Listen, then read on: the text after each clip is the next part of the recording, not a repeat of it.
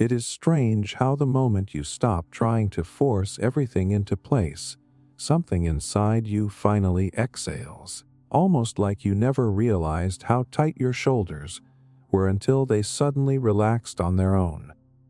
The relief of releasing control is not a gentle shift. It is a shock to the system. A good one, because for so long you convinced yourself that if you stopped managing every detail, then life would fall apart. Yet the real twist is that life was already heavy, because you were carrying all of it alone. Before we continue, a quick note. Many of you watch our videos, but haven't subscribed yet, so please subscribe to our channel Restwise and join our growing community. We'd also love to know where you're watching from and what time it is for you. It's amazing to see how connected we all are. If you enjoy relaxing with philosophy, psychology, and science while drifting into sleep, give this video a like and stay with us on the journey. Now, let's get back to the video. What makes this moment hit so hard is the realization that control was never the same thing as safety. You might think you were protecting your future, but most of the time you were trying to protect your fear. Fear of the unknown, fear of mistakes, fear of disappointment. That fear makes you grip tighter and tighter without even noticing how much of your energy it drains. Your mind starts running like a machine that never gets a break. You try to predict what people will think, what they will do, what might happen tomorrow, what could go wrong. And your brain is not built to hold that much pressure. Humans are wired to handle uncertainty in small doses, but not in every waking moment.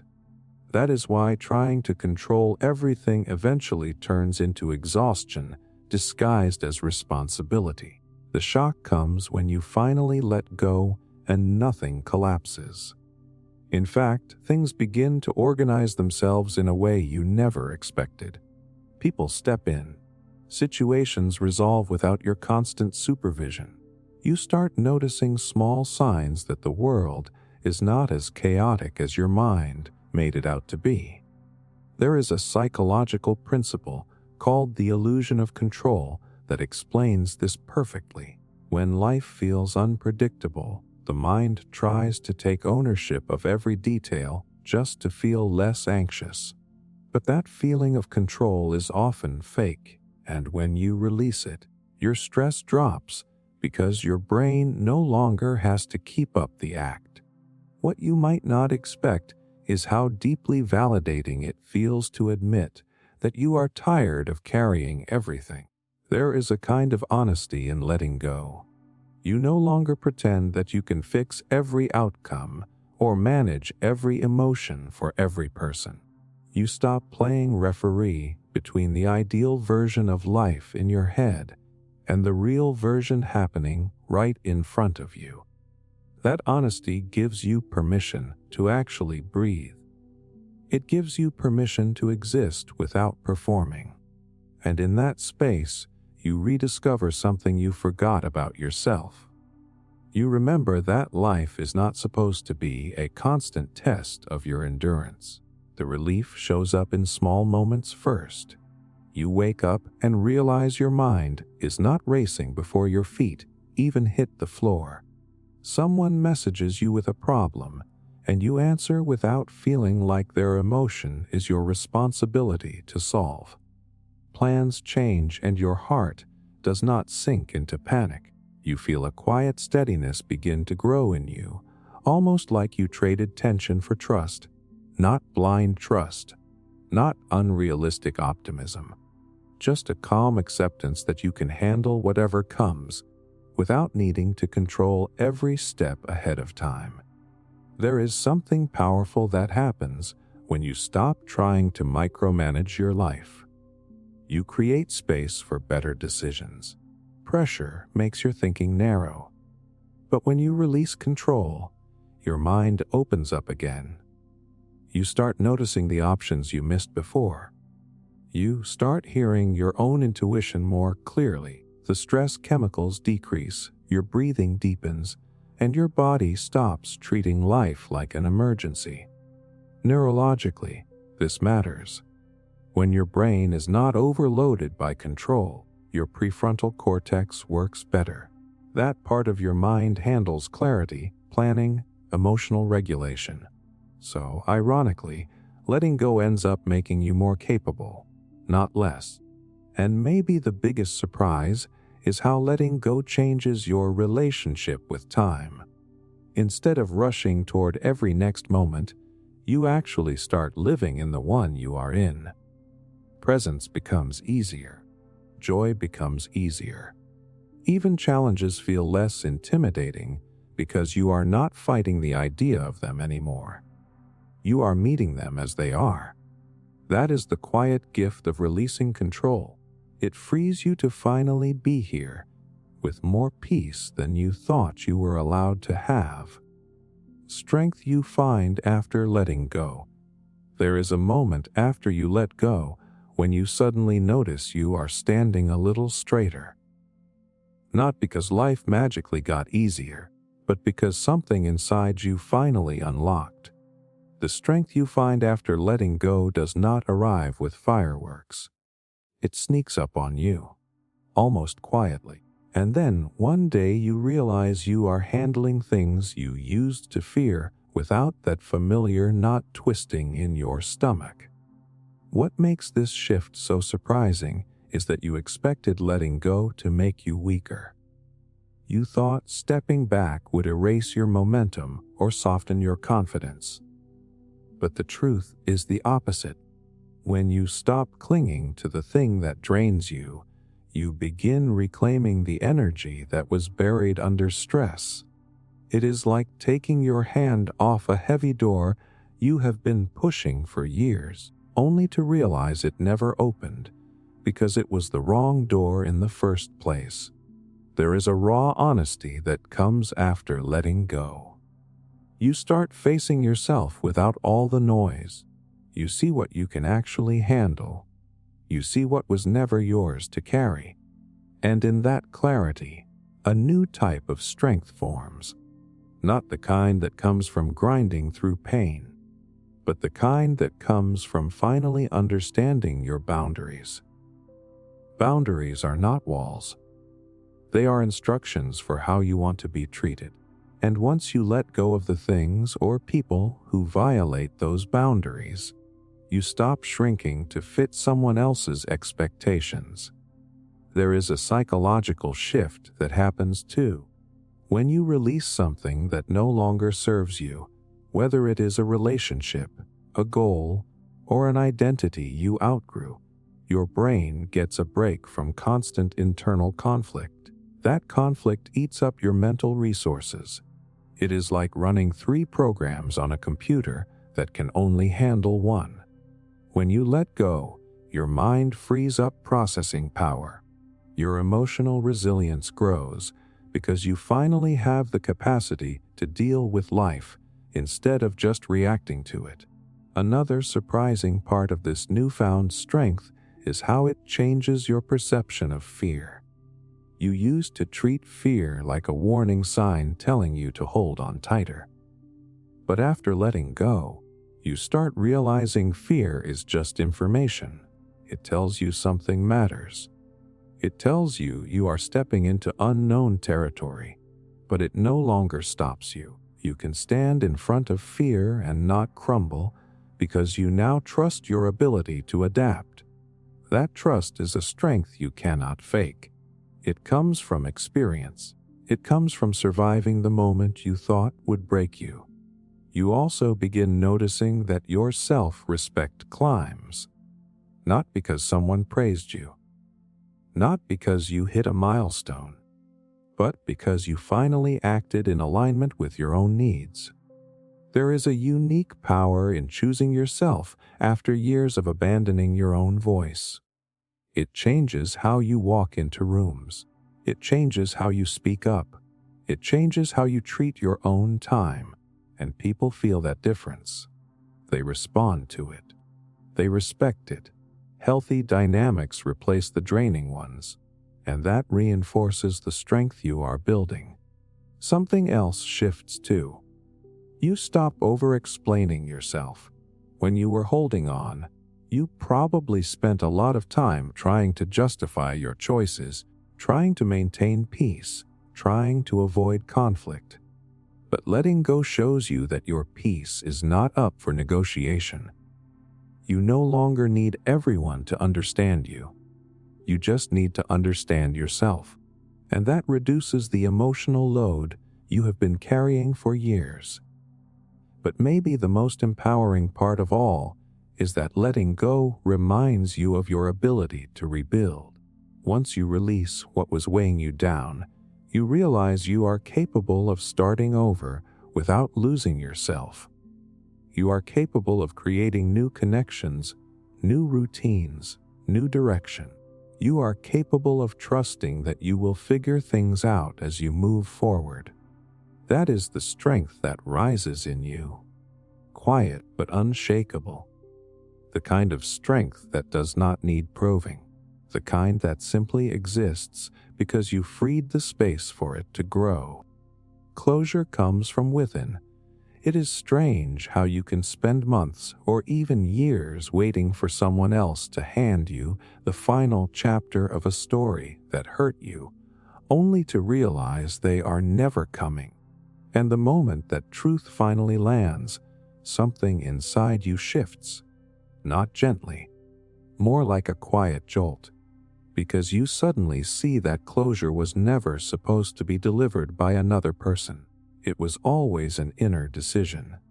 A decision to stop letting an unfinished past drain the energy you need for your present life. Most people imagine closure as a conversation that goes perfectly. The other person explains everything. They apologize. They validate your pain.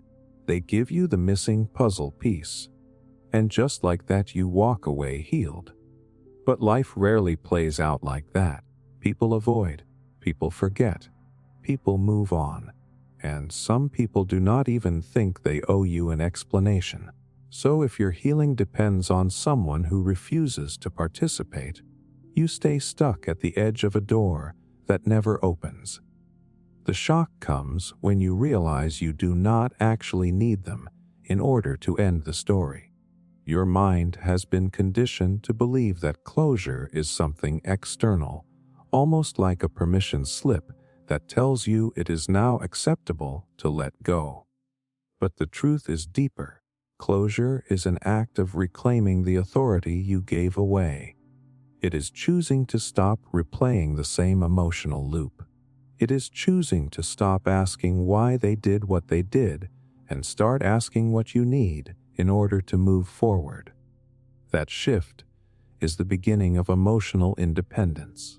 There is a psychological mechanism behind this. The brain hates open loops. When something ends abruptly or without explanation, your mind goes into problem-solving mode, searching for answers so it can feel safe again. But it can get trapped in that search for years, especially when the situation carries emotional weight. Creating closure from within interrupts that cycle.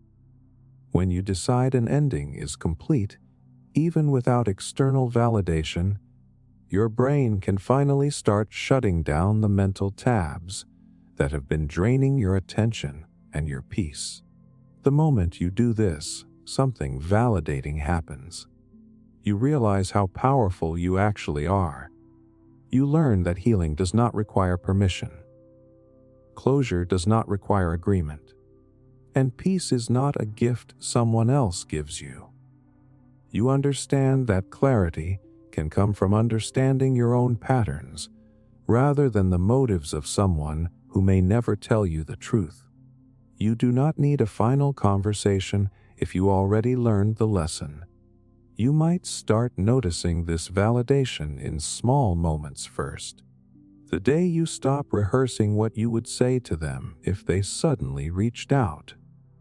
The morning you wake up and they are not the first thought in your mind.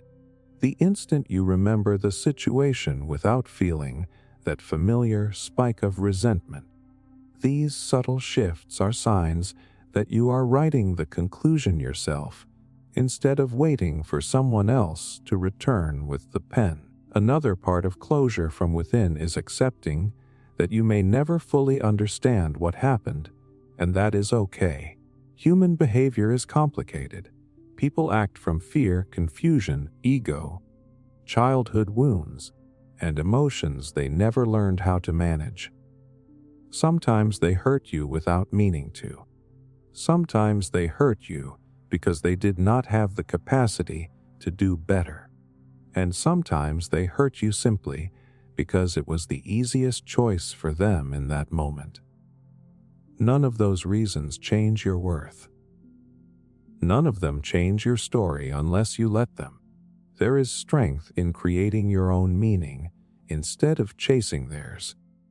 You can decide that the ending taught you self-respect. You can decide it showed you what you will never tolerate again. You can decide it pushed you toward the version of yourself you were meant to grow into. When you define the ending in a way that empowers you, the pain loses its ability to control you. Something else happens as you build closure internally. You begin separating your identity from the story that hurt you.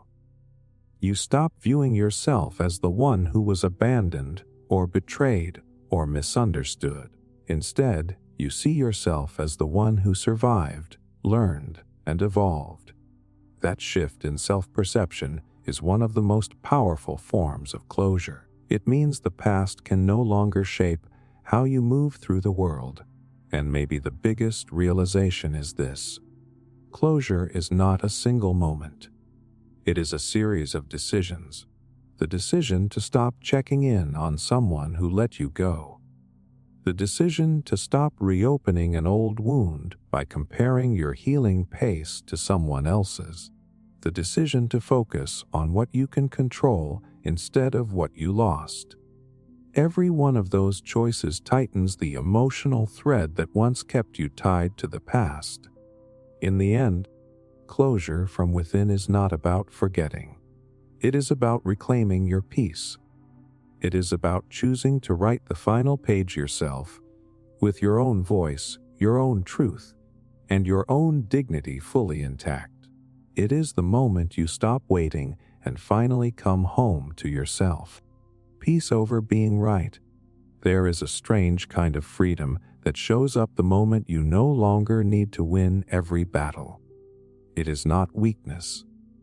It is not surrender. It is the quiet realization that being right rarely gives you the peace you thought it would.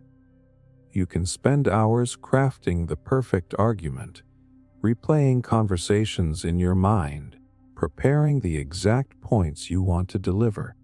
And even if you win, you lose a little bit of yourself in the process, because the cost of constantly proving your correctness is often your calm, your energy, and your connection to the people you care about.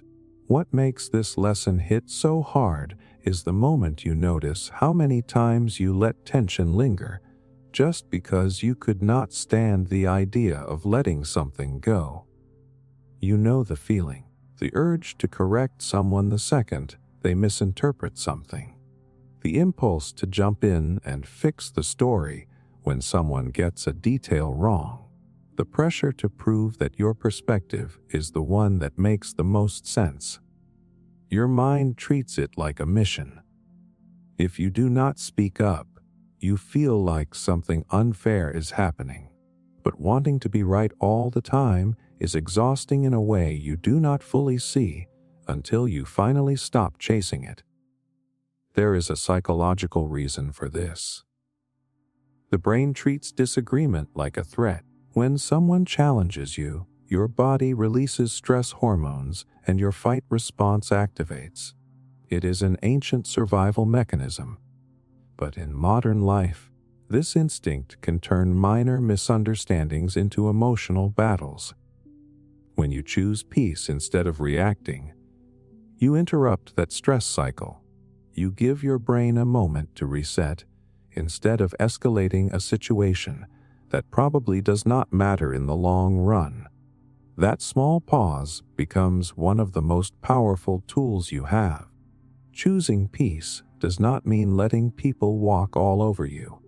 It simply means you stop letting every disagreement pull you into a tug of war. You start asking yourself a different question. Does this actually matter? Or am I just trying to protect my ego?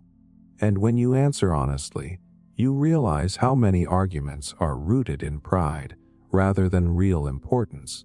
You begin to see how unnecessary most confrontations are, especially when the outcome changes nothing about your life.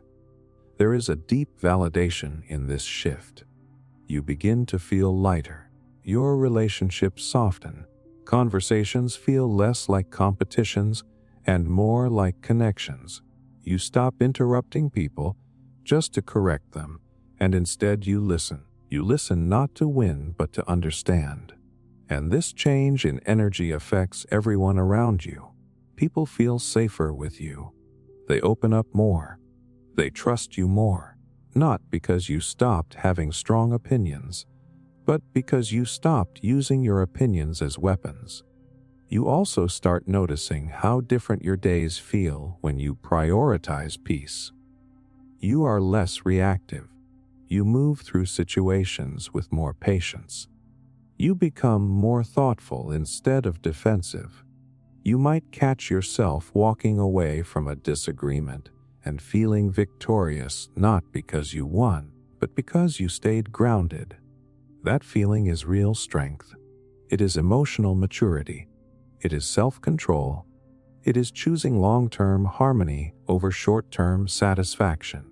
Another unexpected part of this shift is how it helps you see people more clearly. When you stop trying to prove yourself, you start recognizing when someone is arguing from their own insecurities, fears, or misunderstandings. You no longer feel the need to correct them because you can see that their reaction has little to do with you. This is emotional freedom. It means you are no longer dragged into conflict simply because someone else is feeling chaotic. And you will notice something else. When you stop obsessing over being right, you become more comfortable with learning. You can admit mistakes without shame. You can change your mind without feeling defeated. You can grow without feeling like growth is a blow to your identity. That willingness to learn is a strength most people never develop because their ego blocks the way. In the end, choosing peace over being right is not about silence. It is about wisdom. It is the understanding that your energy is precious and arguments are expensive. The moment you stop spending so much of yourself on proving something, you gain back the calm that was always supposed to be yours. Freeing yourself from validation. There is a moment when you realize you have spent so much of your life chasing approval that you barely know what it feels like to trust your own voice. It sneaks up on you. The way you check for reactions before finishing a sentence.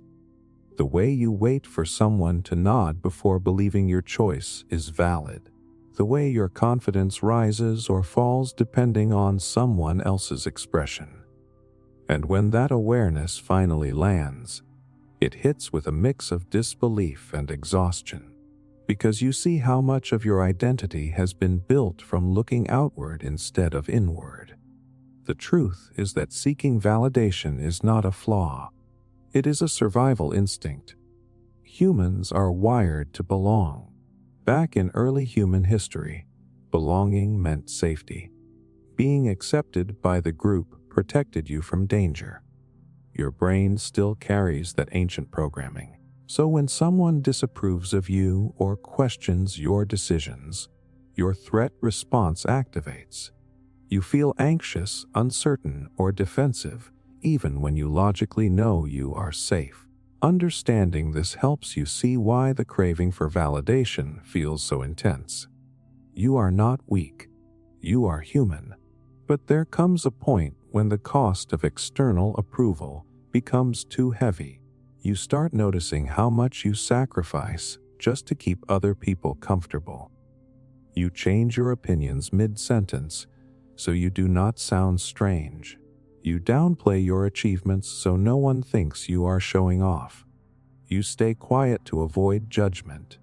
You agree with things that do not sit right with you. And slowly, piece by piece, you trade authenticity for acceptance. That trade drains you more than any single rejection ever could. The shock arrives when you finally question why you are giving people so much authority over your worth.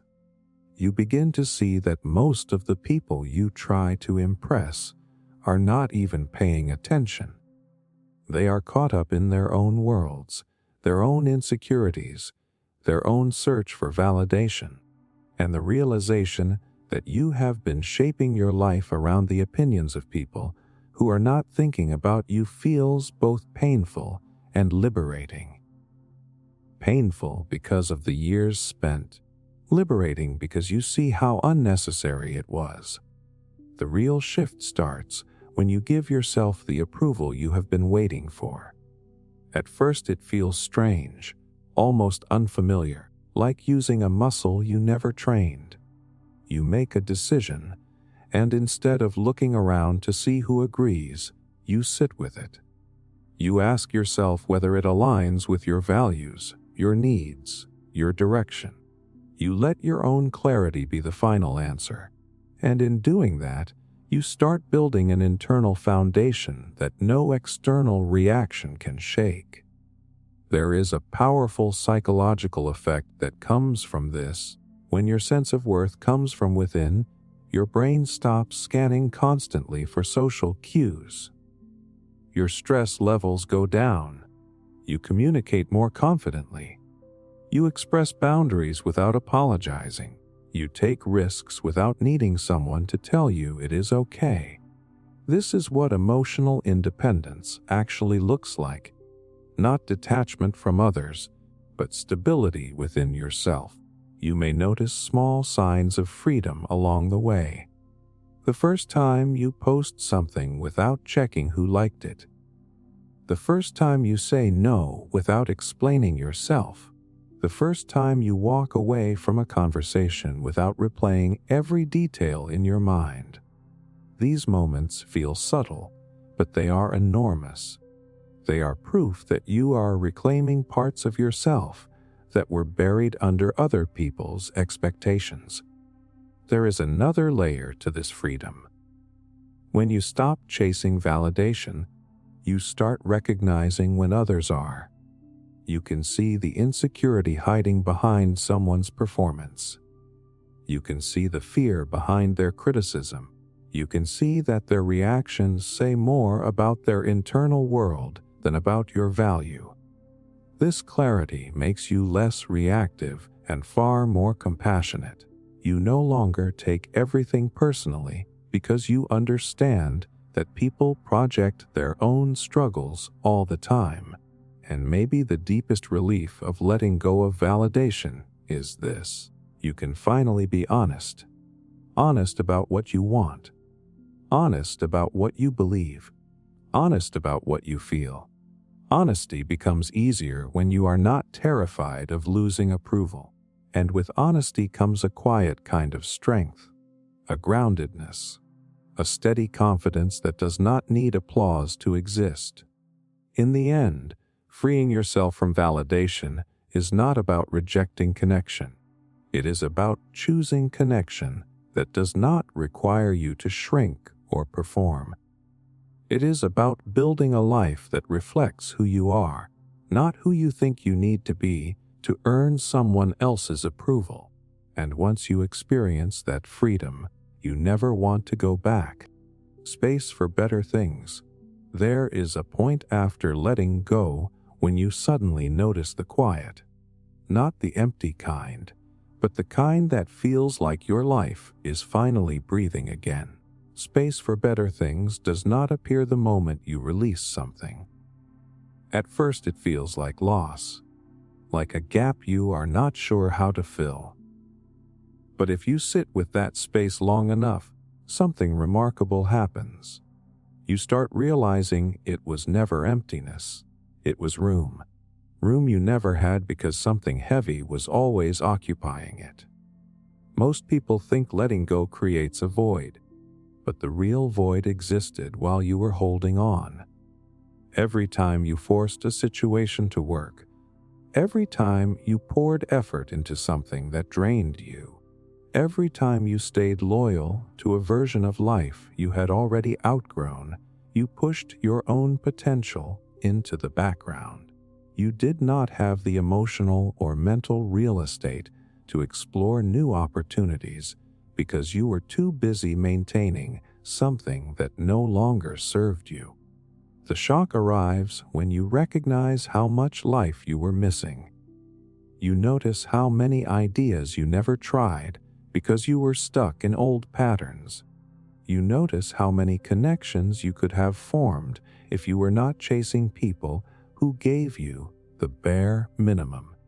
You notice how many doors you never approached because you were gripping the handle of one that refused to open. That realization hurts, but it is also the moment everything begins to shift. Space is powerful because the brain naturally wants to fill it. Psychologically, humans resist empty areas in their lives. But when you consciously decide not to refill the space with another distraction or another temporary comfort, you give yourself room to choose differently. You give yourself room to heal, room to think, room to grow. And that pause is where better things start to find you. There is something deeply validating about noticing that the world does not fall apart when you stop forcing it to stay together. You wake up one day and realize you feel lighter, not because life got easier, but because you are not carrying something that secretly weighed you down.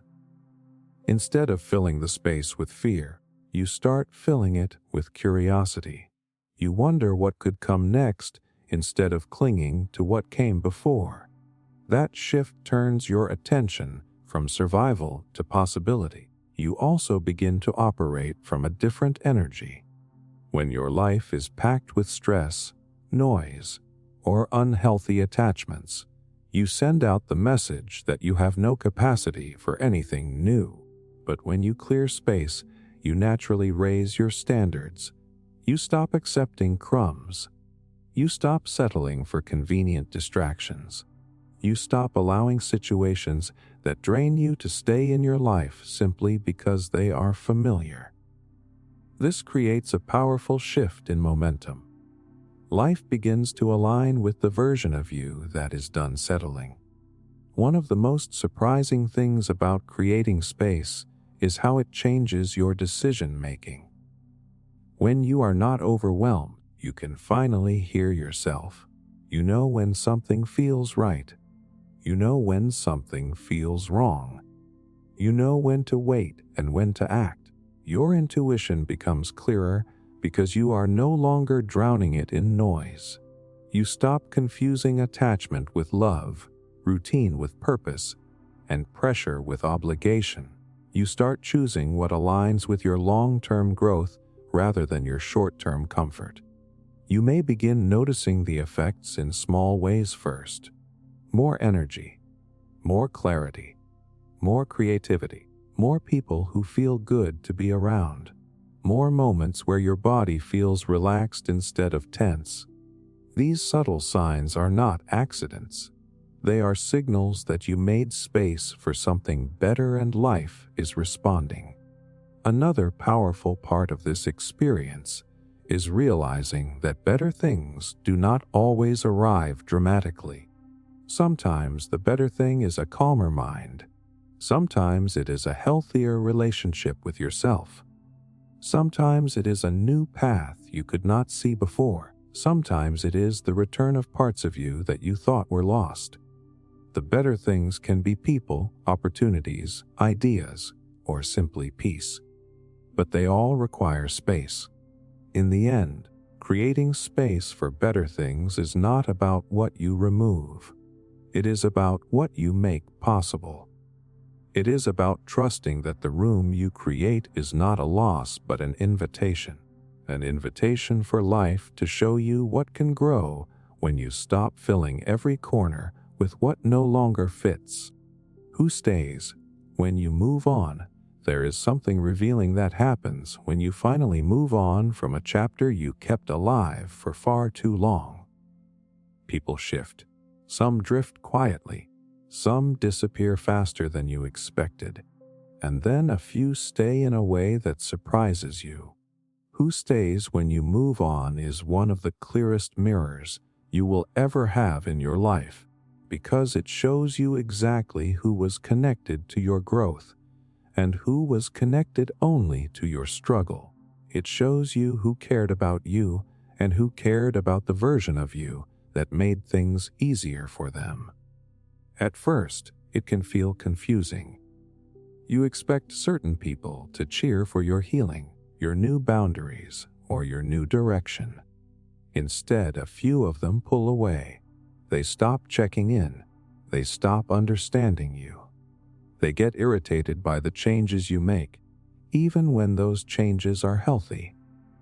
That reaction is jarring, because part of you assumed that anyone close to you would want you to be better, happier, lighter. But growth has a strange way of exposing hidden dynamics. Some people only knew how to relate to you when you were stuck, uncertain, or carrying more than your share.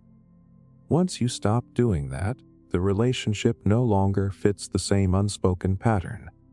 There is a psychological truth behind this. Human connections form around equilibrium. When one person grows, the balance shifts. Some relationships naturally adjust. Others crack under the weight of the new reality. You might not realize how much of yourself you were giving just to keep the peace until you stop giving it. And that is when the distance begins. Not because you did something wrong, but because your growth removed the glue that once held the relationship together. The shock comes when you notice who stays effortlessly. These are the people who do not flinch when you start respecting yourself. They do not get uncomfortable when you say no. They do not guilt you for choosing something healthier. They adapt to the new version of you because they were never attached to the old version. They cared about your well-being more than their convenience, and you can feel that difference instantly. There is something deeply validating about these people. They support your boundaries instead of testing them. They give you honest feedback without trying to control your decisions. They celebrate your progress even if it means you outgrow old habits that once made your relationship easier. They do not require you to shrink, dim yourself, or stay stuck in order to keep their approval. When someone stays through your evolution, it is because they are connected to your essence, not your patterns. Another surprising layer shows up when you move on. You begin to see who benefits from your growth and who loses access because of it. The people who lose access are usually the ones who relied on your silence, your flexibility, or your emotional labor. The ones who stay often feel relieved for you. They feel proud. They feel inspired. Your growth does not threaten them. It reminds them that they can grow too. What makes this especially powerful is how it changes your understanding of belonging. For so long, you may have thought that belonging meant keeping people close. But moving on teaches you that real belonging is not about proximity. It is about alignment. It is about being around people who can handle your truth, your boundaries, your healing, and your ambition without trying to shrink or soften you. It is about relationships that evolve with you rather than relying on the weaker parts of you. You also start noticing something about yourself. When you move on, You communicate differently. You ask for what you need. You stop tolerating disrespect. You speak with more clarity. You stop performing for approval. And because of that, relationships with shallow foundations crumble, but the ones with genuine depth become even stronger. This is not a loss. It is a refinement. There will be moments when you miss the people who did not stay. That is natural. Even unhealthy connections have emotional weight. But with time, you start seeing why they could not come with you. You begin to understand that some people were chapters, not lifelong characters. They were part of your story, yes, but not part of your direction. And when someone is not meant for your future, holding on to them only delays your progress. One of the most comforting realizations is that moving on does not shrink your circle. It purifies it. It reveals who values your growth. It reveals who respects your boundaries. It reveals who can meet you in the new space you created. And as new people enter your life, you notice something important. They meet the healed version of you, not the one who tolerated too much. They meet the version of you that has clarity. That makes every new connection healthier from the start. In the end, who stays when you move on is simple. The ones who were rooted in your well-being remain. The ones who were rooted in your stagnation fade. And the more you trust that separation, the more peacefully you step into the next version of your life. Not everyone is meant to stay. There comes a moment in your life when you finally stop fighting the truth you always sensed but never wanted to accept.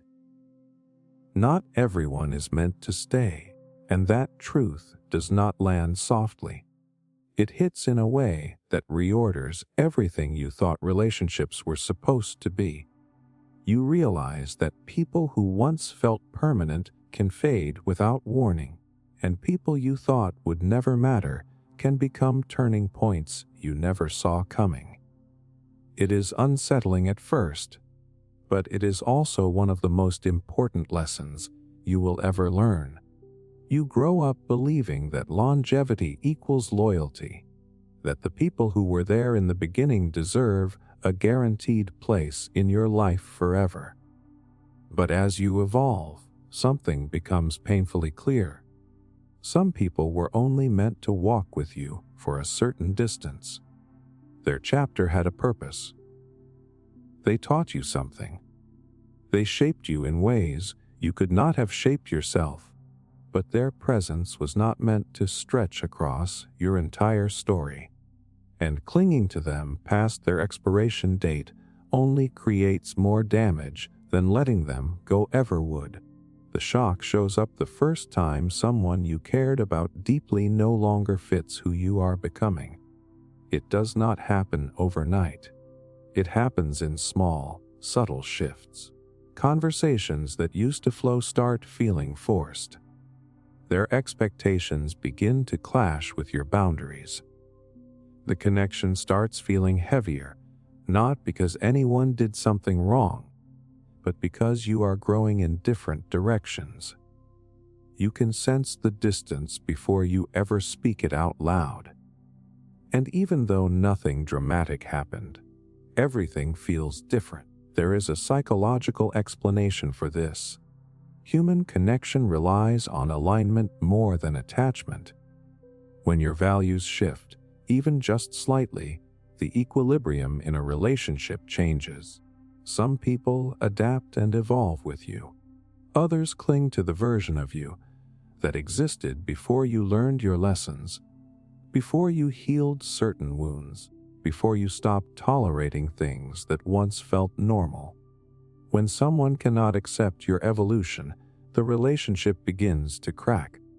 It is not a failure. It is a natural response to growth. What makes this truth validating is when you finally admit that losing certain people is not a tragedy. It is a release. Not everyone who leaves is meant to stay, and not everyone who stays is meant to leave. you begin to see that your life is not shrinking, it is refining. The people who walk away often make space for those who are aligned with who you are now, not who you used to be.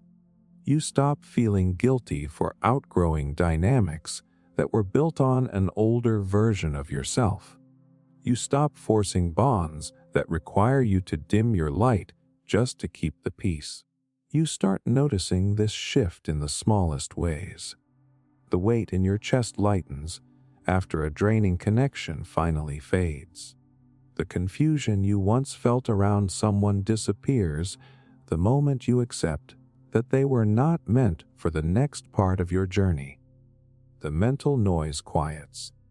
You suddenly have room for new conversations, new energy, new connections that match your pace instead of slowing you down.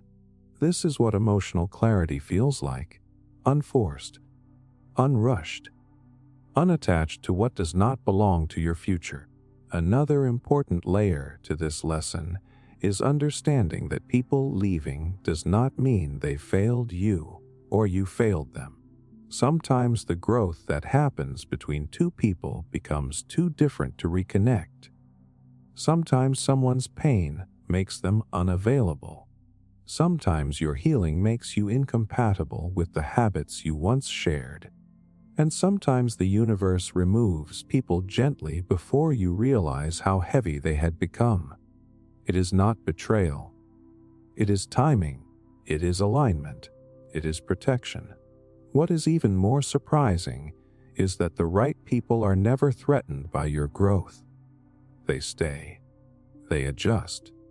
They celebrate your boundaries instead of resisting them. They want you to evolve, even if it means the relationship needs to shift. They do not guilt you, shrink you, or hold you hostage to your past.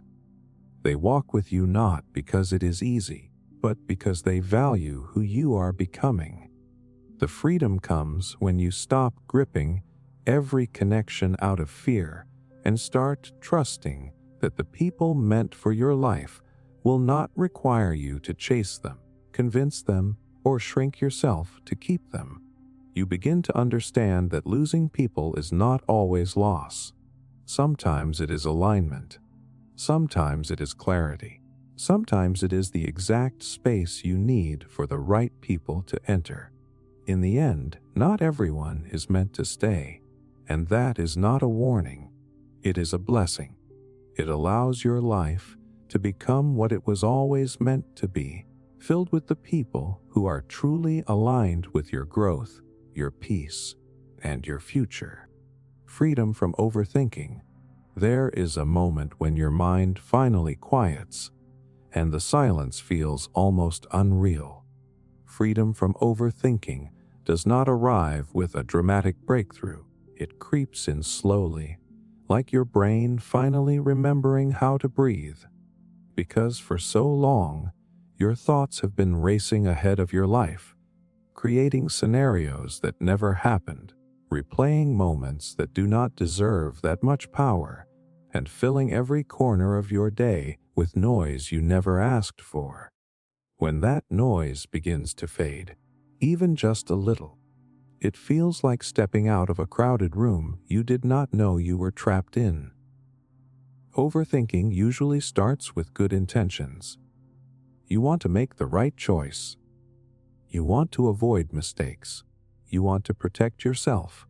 But somewhere along the line, caution morphs into paranoia. Reflection turns into rumination. The simple act of thinking becomes a loop you cannot break. Your mind starts chasing every possibility, every potential mistake, every imagined reaction. And the worst part is how convincing those thoughts feel in the moment.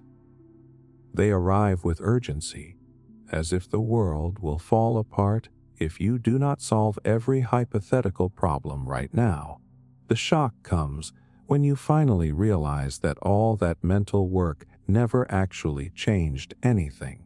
Overthinking makes you tired, but it does not make you prepared. It keeps you busy, not safe. It pulls you out of the present moment and traps you in a future that does not exist. This realization hits like a jolt because you see how much time you have spent living in moments that were never real. You see how many days were shaped by fears that never materialized. There is a psychological mechanism behind this. When your brain senses uncertainty, it wants to predict every outcome to feel in control. It believes that if it can imagine every possibility, it can protect you from pain. But the brain is not built for that kind of pressure. When it tries to solve problems that have not happened, it gets stuck. This is why overthinking feels exhausting, but never productive. You are using your mind for something it cannot do. Freedom begins the moment you understand this. The moment you stop assuming that every thought deserves your attention. The moment you learn to notice a mental spiral without diving into it. You start talking to your mind differently. Instead of asking what if, you begin asking what is. What is actually happening right now? What is within my control? What is the truth, not the story my anxiety wants to tell? These questions interrupt the pattern. They pull you back into reality, where life is always more manageable than the version in your head. You begin to notice a subtle validation as this shift unfolds. The world does not collapse when you stop rehearsing every conversation. People do not suddenly dislike you when you stop replaying every interaction. Decisions do not become disasters when you trust yourself instead of dissecting every angle. In fact, your choices become clearer because you are not drowning them in fear. You start recognizing that intuition works best when your mind is quiet enough to hear it. There are small signs of freedom too. You fall asleep faster. You stop revisiting old mistakes like they are unfinished business. You feel your shoulders drop when you catch yourself spiraling and choose not to follow the thought. You go through a day without analyzing every detail. These moments seem insignificant, but they are proof that your brain is relearning peace. Another part of breaking free from overthinking is understanding that uncertainty is not the enemy. It is a natural part of life. Trying to eliminate uncertainty only makes you feel more unstable, but accepting it gives you power. When you can sit inside the unknown without mentally sprinting to every worst-case scenario, you reclaim the energy you once spent fighting reality. You learn that courage is not knowing exactly what will happen. Courage is trusting yourself to handle whatever does. And something surprising happens once you stop feeding every anxious thought. Your world expands. You take opportunities you would have talked yourself out of. You express things you would have kept silent. You try new experiences without needing a guarantee that they will be perfect. You show up as someone who lives, not someone who plans their life so tightly that they cannot experience it. The freedom is not the absence of thoughts. It is the absence of obsession. It is realizing you can have a worry without becoming it. You can feel fear without letting it dictate your decisions. You can have doubts without letting them build entire stories in your mind. In the end, freedom from overthinking is not about controlling your thoughts. It is about understanding them. It is about replacing fear with presence, replacing mental noise with clarity, and replacing constant analysis with trust. It is the moment you step out of your head and finally return to your life. Seeing your worth clearly, there comes a moment when you look at your life and realize you have been squinting at your own reflection for years, trying to make sense of a version of yourself that was never accurate. Seeing your worth clearly does not start with confidence or pride. It starts with exhaustion. You get tired of shrinking, tired of wondering if you are enough. tired of giving people the power to define how valuable you are. And in that tiredness, a quiet clarity begins to form. You start noticing that the people you have tried so hard to impress rarely offered the same effort back.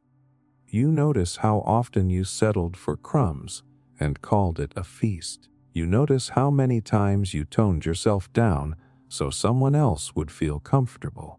Then something inside you shifts. It is not loud or sudden. It is more like the moment a fog lifts and you can finally see the shape of things that were always there. You realize you were never lacking. You were simply surrounded by people or situations that benefited from you believing you had less to offer. And that hits with a kind of emotional shock because you begin replaying your life with new eyes. Memories that once made you feel ashamed now reveal that you were doing more than most people around you. Situations where you blamed yourself now show that you were carrying weight that was never yours. This is where psychology steps in. The brain naturally adapts to whatever environment it lives in. If you grow up or spend years around people who minimize you, your brain begins to accept that version of yourself as truth. It is a survival mechanism. It tries to help you fit in. But once you step outside that environment, even briefly, the brain begins recalibrating. It notices inconsistencies. It recognizes that your abilities, your empathy, your resilience, your ideas, all hold more value than you were taught to believe. And the validation that shows up during this shift is subtle but powerful. You start catching yourself saying no without guilt. You stop chasing people who give the bare minimum. You feel a spark of confidence when you do something well, and for once, you allow yourself to feel proud instead of brushing it off. You look at your accomplishments and see effort instead of luck. You look at your failures and see growth instead of proof that you are not good enough. There is also something incredibly grounding in acknowledging your flaws without letting them define you.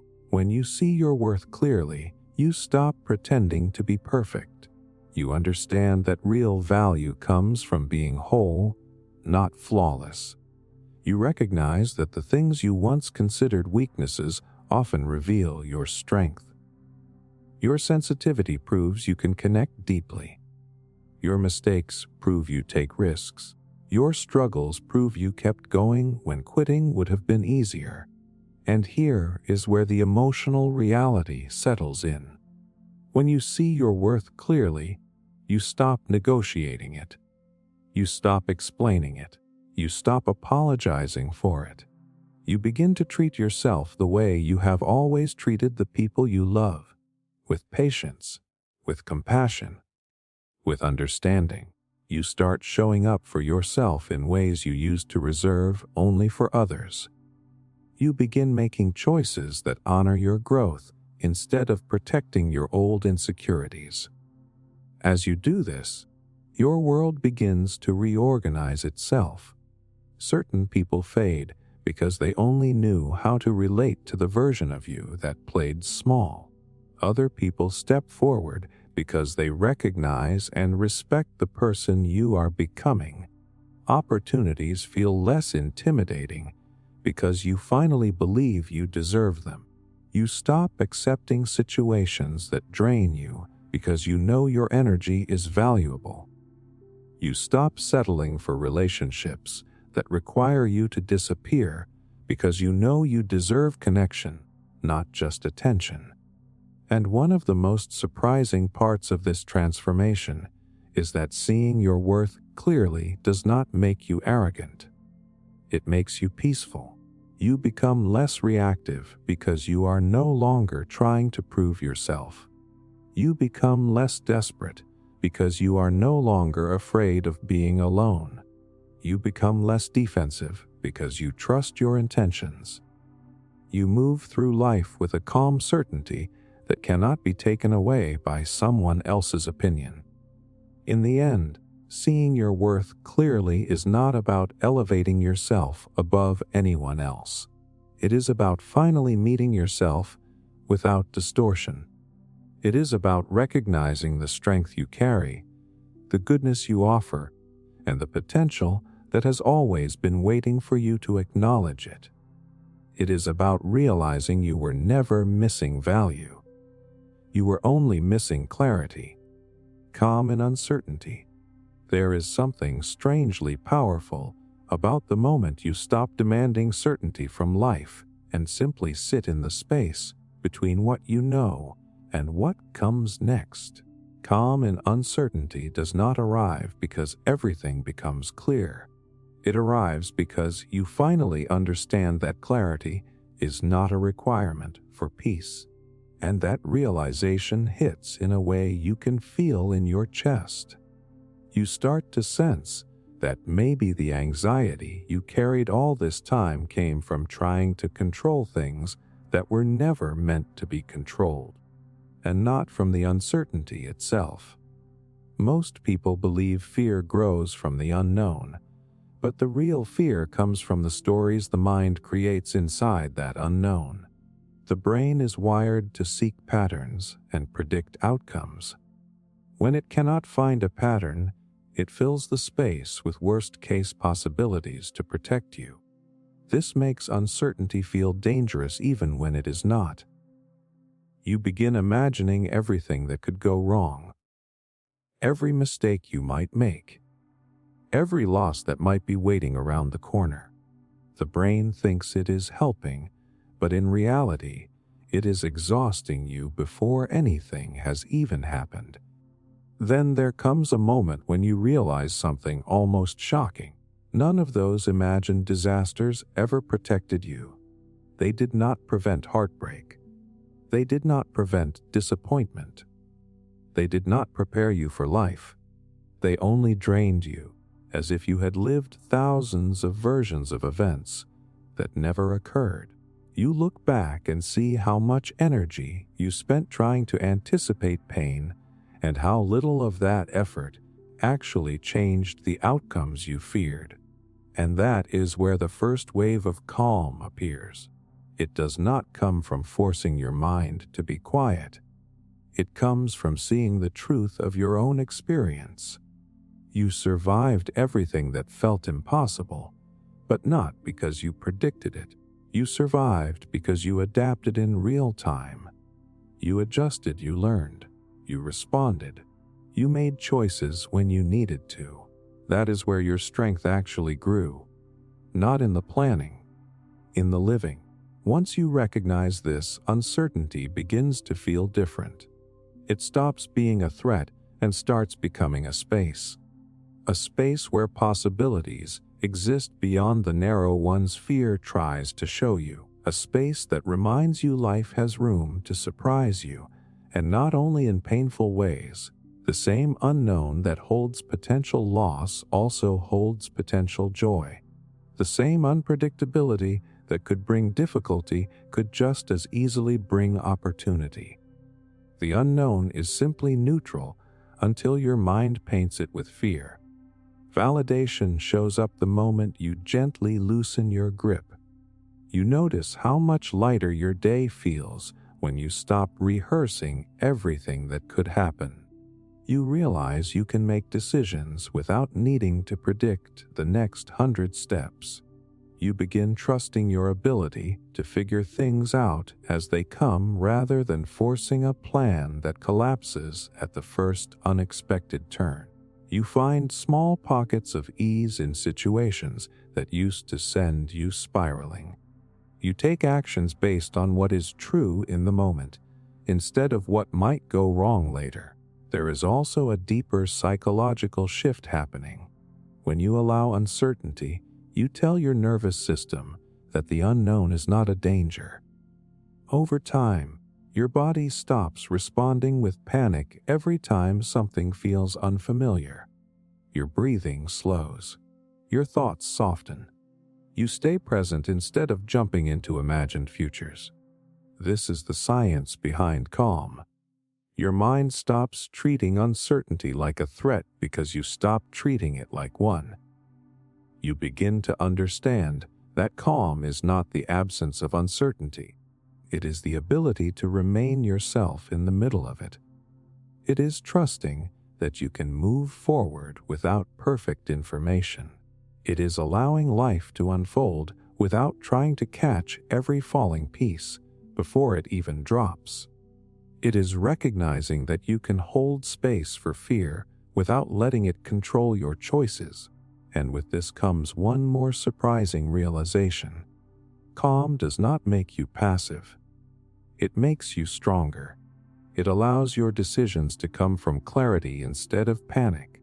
It helps you respond instead of react.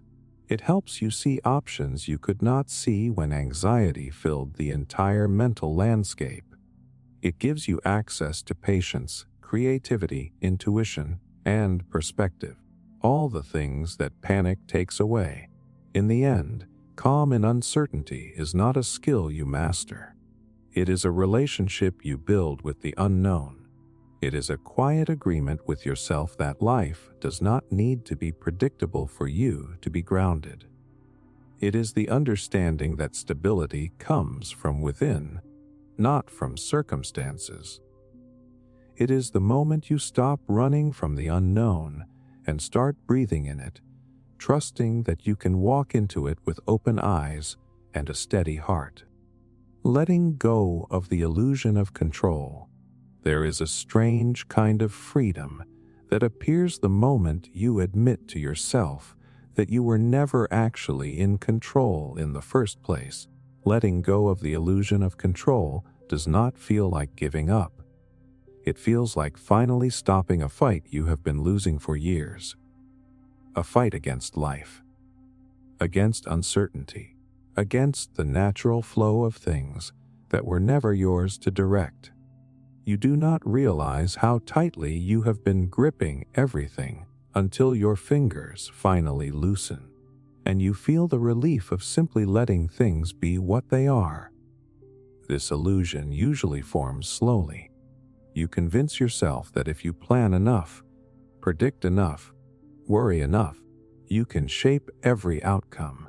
You tell yourself that your effort can guarantee stability, that your carefulness can prevent pain, that your vigilance can protect every relationship and every dream.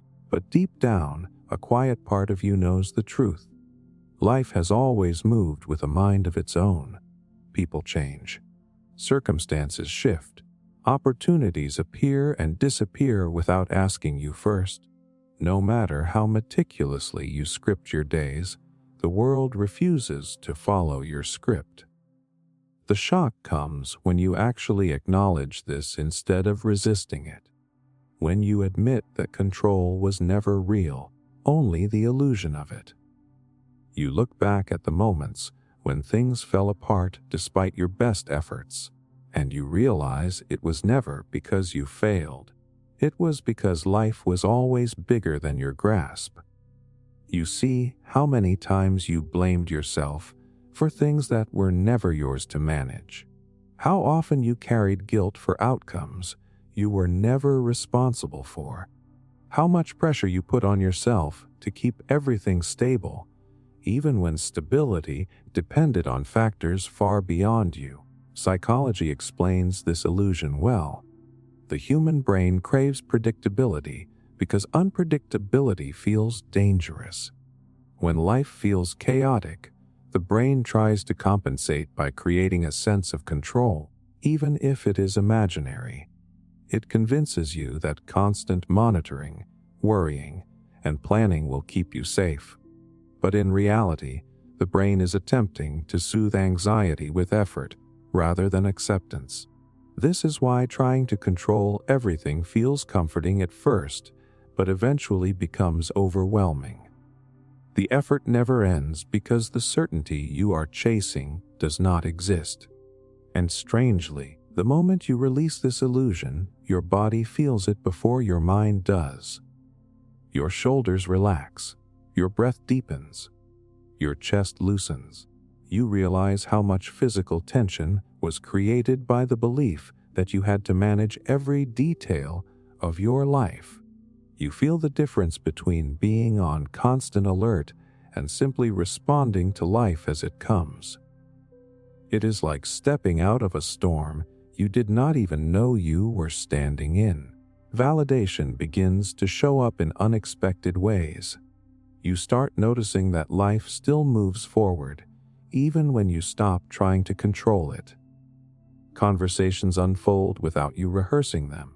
Relationships stabilize when you stop trying to force closeness or avoid conflict. Opportunities show up after you stop obsessing over timing. You make better decisions when you are not panicking about possible outcomes. The world does not fall apart when you let go. If anything, it becomes easier to navigate because you are no longer fighting reality. You also begin to see where your real power actually lies. It is not in controlling external circumstances. It is in choosing your response. It is in staying grounded when things shift. It is in trusting your ability to adapt rather than your ability to prevent. You stop trying to predict every detail and instead focus on who you are within the uncertainty. That is the power you were searching for all along. Not the power to control life, the power to remain yourself in the middle of it. There is something beautiful about this shift. Letting go of the illusion of control makes room for curiosity, for openness, for presence. You no longer rush through life trying to catch every falling piece. You let the pieces land where they may and trust yourself to handle what comes next. You stop micromanaging the future and start participating in the moment you are actually living. In the end, letting go of the illusion of control is not about surrendering to chaos. It is about recognizing that control was never what kept you safe. What kept you safe was your resilience, your adaptability, your intuition, your ability to rise to every challenge life presented. When you release the need to grip everything, you finally discover the strength to move through life with steadiness, clarity, and peace. Healing isn't linear. Some days you wake up and feel lighter, almost like healing is finally clicking into place. And then out of nowhere, the next day hits you with waves you thought you had already moved past. That is usually the moment when you whisper to yourself that something must be wrong with you, because you thought you were doing better. But this is exactly where the truth begins to show. Healing is not a straight path. It is not a steady climb. It is a looping, messy, unpredictable journey that moves forward even when it feels like you are slipping backward. Most people expect healing to feel like progress every single day. You want each step to be a little easier. You want the pain to fade consistently. You want the lessons to stay learned. But your mind and body do not work on that kind of schedule. They hold memories and reactions in layers, and sometimes the deeper layers do not reveal themselves until you feel strong enough to face them. That is why healing often feels confusing. Just when you think you are done hurting, a new layer rises to the surface, asking to be understood. The shock comes when you finally realize that this back and forth, this cycle of feeling okay and then not okay, is not failure. It is part of the process. Your nervous system heals in spirals, revisiting old wounds from a slightly healthier perspective each time. This is why something that once shattered you might still hurt, but now you recover faster. You regulate faster. You rebound faster. That difference is not regression. That difference is growth. Human psychology has a concept called memory reconsolidation. It means each time an emotional memory is activated, you have the chance to rewrite how it lives inside you. But for that to happen, the memory must resurface. the emotions must return. This is why healing feels repetitive. It is not that you are stuck. It is that your mind is trying to release the old pattern piece by piece. Every time you feel the hurt again, you are not repeating the past. You are rewriting it. And somewhere in this messy rhythm, validation begins to appear. You start recognizing that setbacks do not break you the way they used to. A day of sadness does not unravel your entire week. A moment of doubt does not erase all the confidence you gained. You begin to trust that feeling pain again does not mean you have gone backward. It means you are human. It means your heart is working through experiences too heavy to handle all at once. It means you are actually processing instead of avoiding. There are small signs that healing is happening even when it is hard to see. You respond to triggers with more awareness than before. You catch negative thoughts before they spiral out of control. You reach out for help instead of shutting down. You set boundaries that the old version of you would have never dared to set. You notice you can sit with uncomfortable feelings without letting them take over your entire identity. These shifts are quiet but powerful indicators that you are becoming stronger from the inside out. Healing is nonlinear because life is nonlinear. New experiences, new relationships, new challenges can stir up old wounds. But that does not erase your progress. It simply invites you to grow in ways you could not have grown earlier. It invites you to apply the wisdom you gained. It invites you to practice resilience instead of perfection. And one of the most important lessons in this journey is understanding that healing is not a destination. It is not a state you arrive at where nothing ever hurts again. Healing is a relationship with yourself. It is learning to meet your emotions without judging them. It is learning to soothe your own fear. It is learning to forgive yourself for hurting longer than you think you should. It is learning to hold space for your pain without letting it define you. You will have good days where you feel unstoppable. You will have days where you feel like you are starting over. You will have days where you surprise yourself with how much strength you carry. And none of these days cancel each other out. They all count, they all belong, they all build the person you are becoming. In the end, healing is not linear because you are not linear. You are layered, evolving, constantly reshaping yourself as you grow. The messy days do not erase the progress. The setbacks do not rewrite the journey. Every rise and fall brings you closer to a deeper version of yourself, one that can hold pain without being controlled by it, and hold hope without being afraid to lose it. Protecting your future self. There comes a point in your life when you start realizing that every choice you make today is shaping a version of you that you will eventually have to live with. Protecting your future self is not about perfection or discipline or chasing some flawless version of you. It is about recognizing that the person you are becoming deserves your care long before they even exist. It is about treating your future self not as a stranger far away, but as someone you love right now. And that shift starts quietly, almost imperceptibly, the moment you begin to understand how deeply your present actions ripple forward. For most of your life, you think only in terms of immediate comfort. You want things now. You want ease now. You want relief now. You tell yourself that your future self will figure it out. They will handle the consequences, the healing, the messes, the missed opportunities. It feels harmless in the moment. But then one day you wake up and realize you are that future self.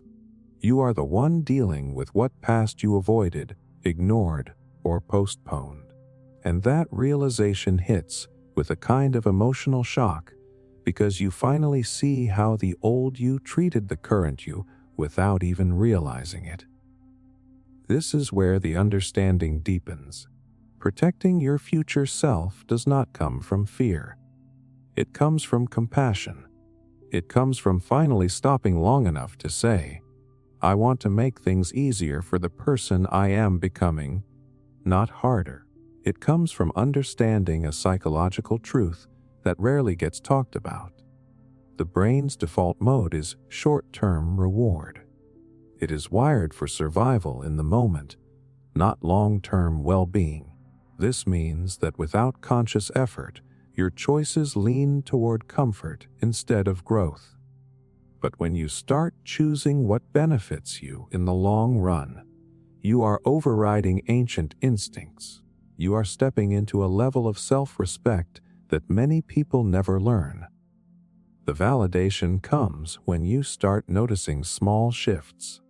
You find yourself taking the extra 5 minutes to clean your space because you know tomorrow you will appreciate walking into calm instead of clutter.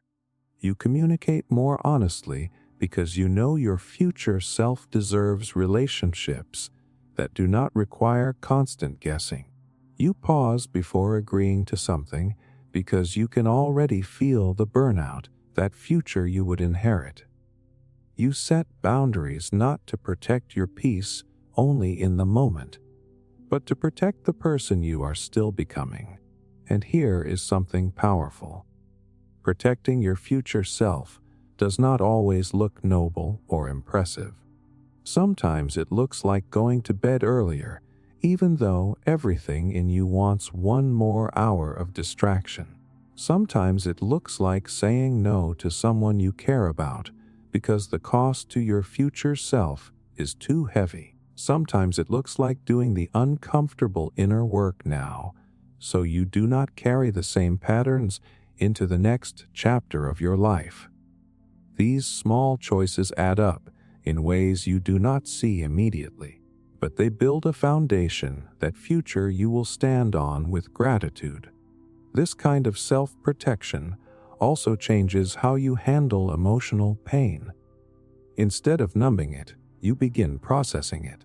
Instead of burying it, you face it. Instead of running from it, you give it space to heal.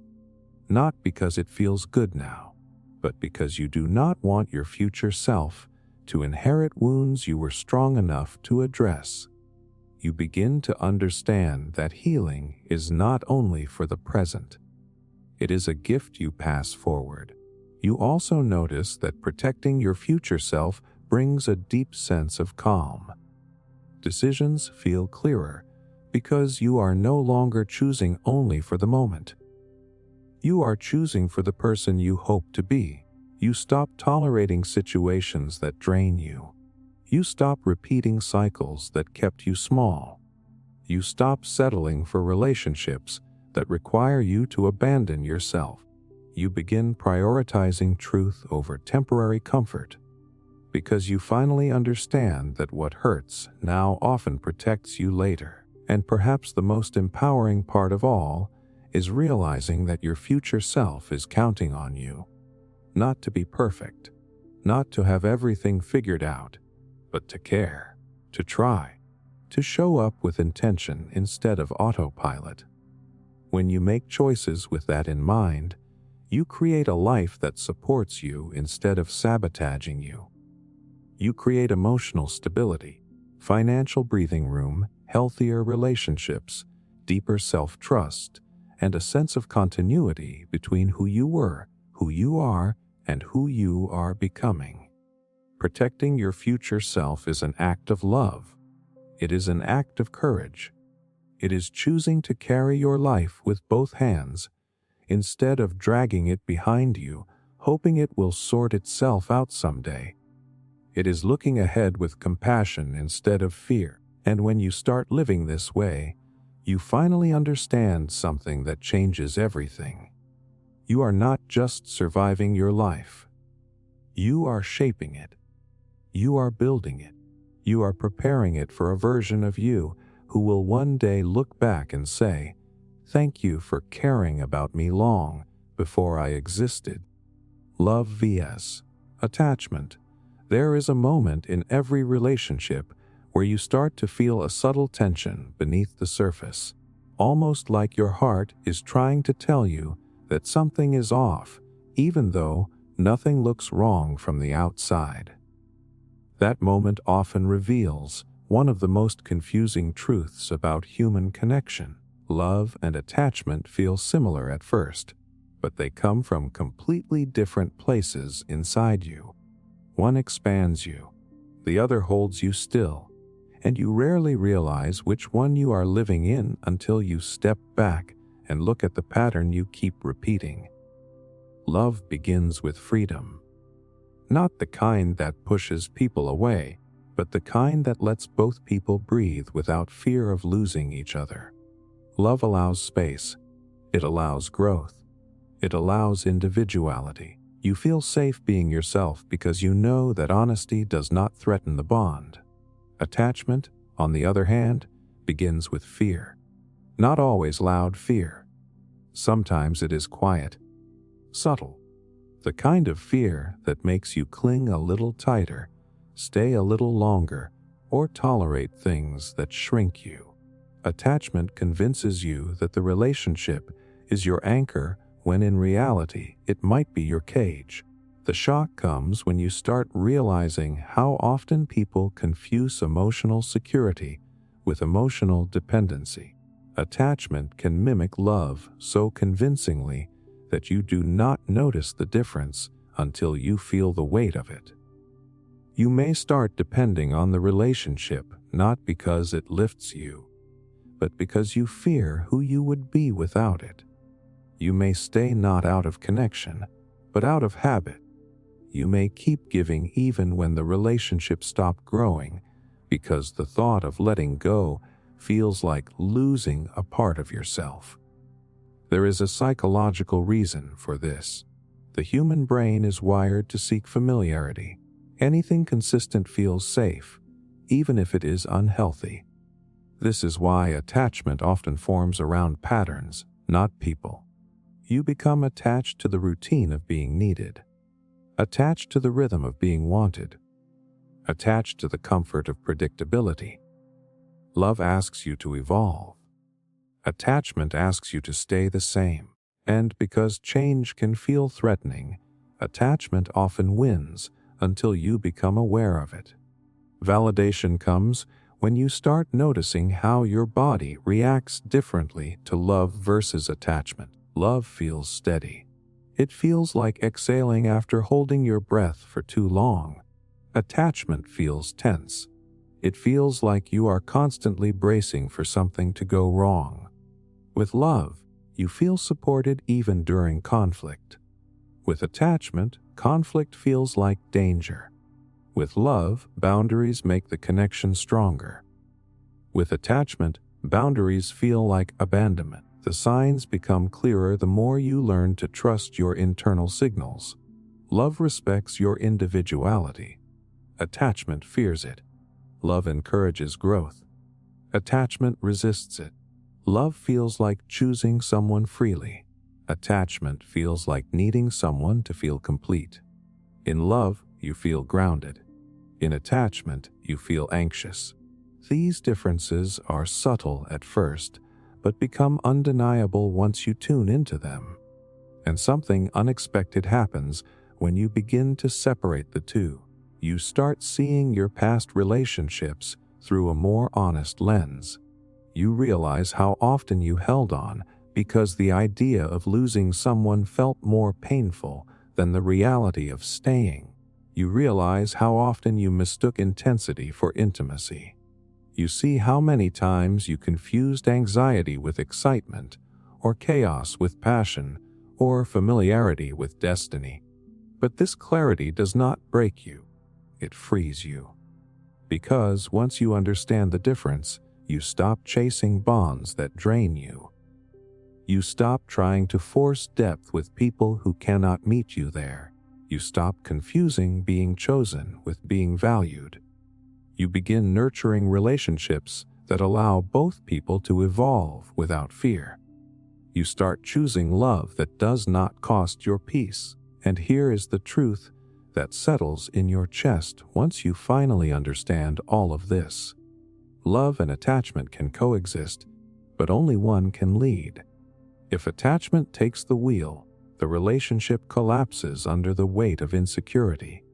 If love leads, attachment softens into connection rather than control. The difference is not in how much you care, but in why you care.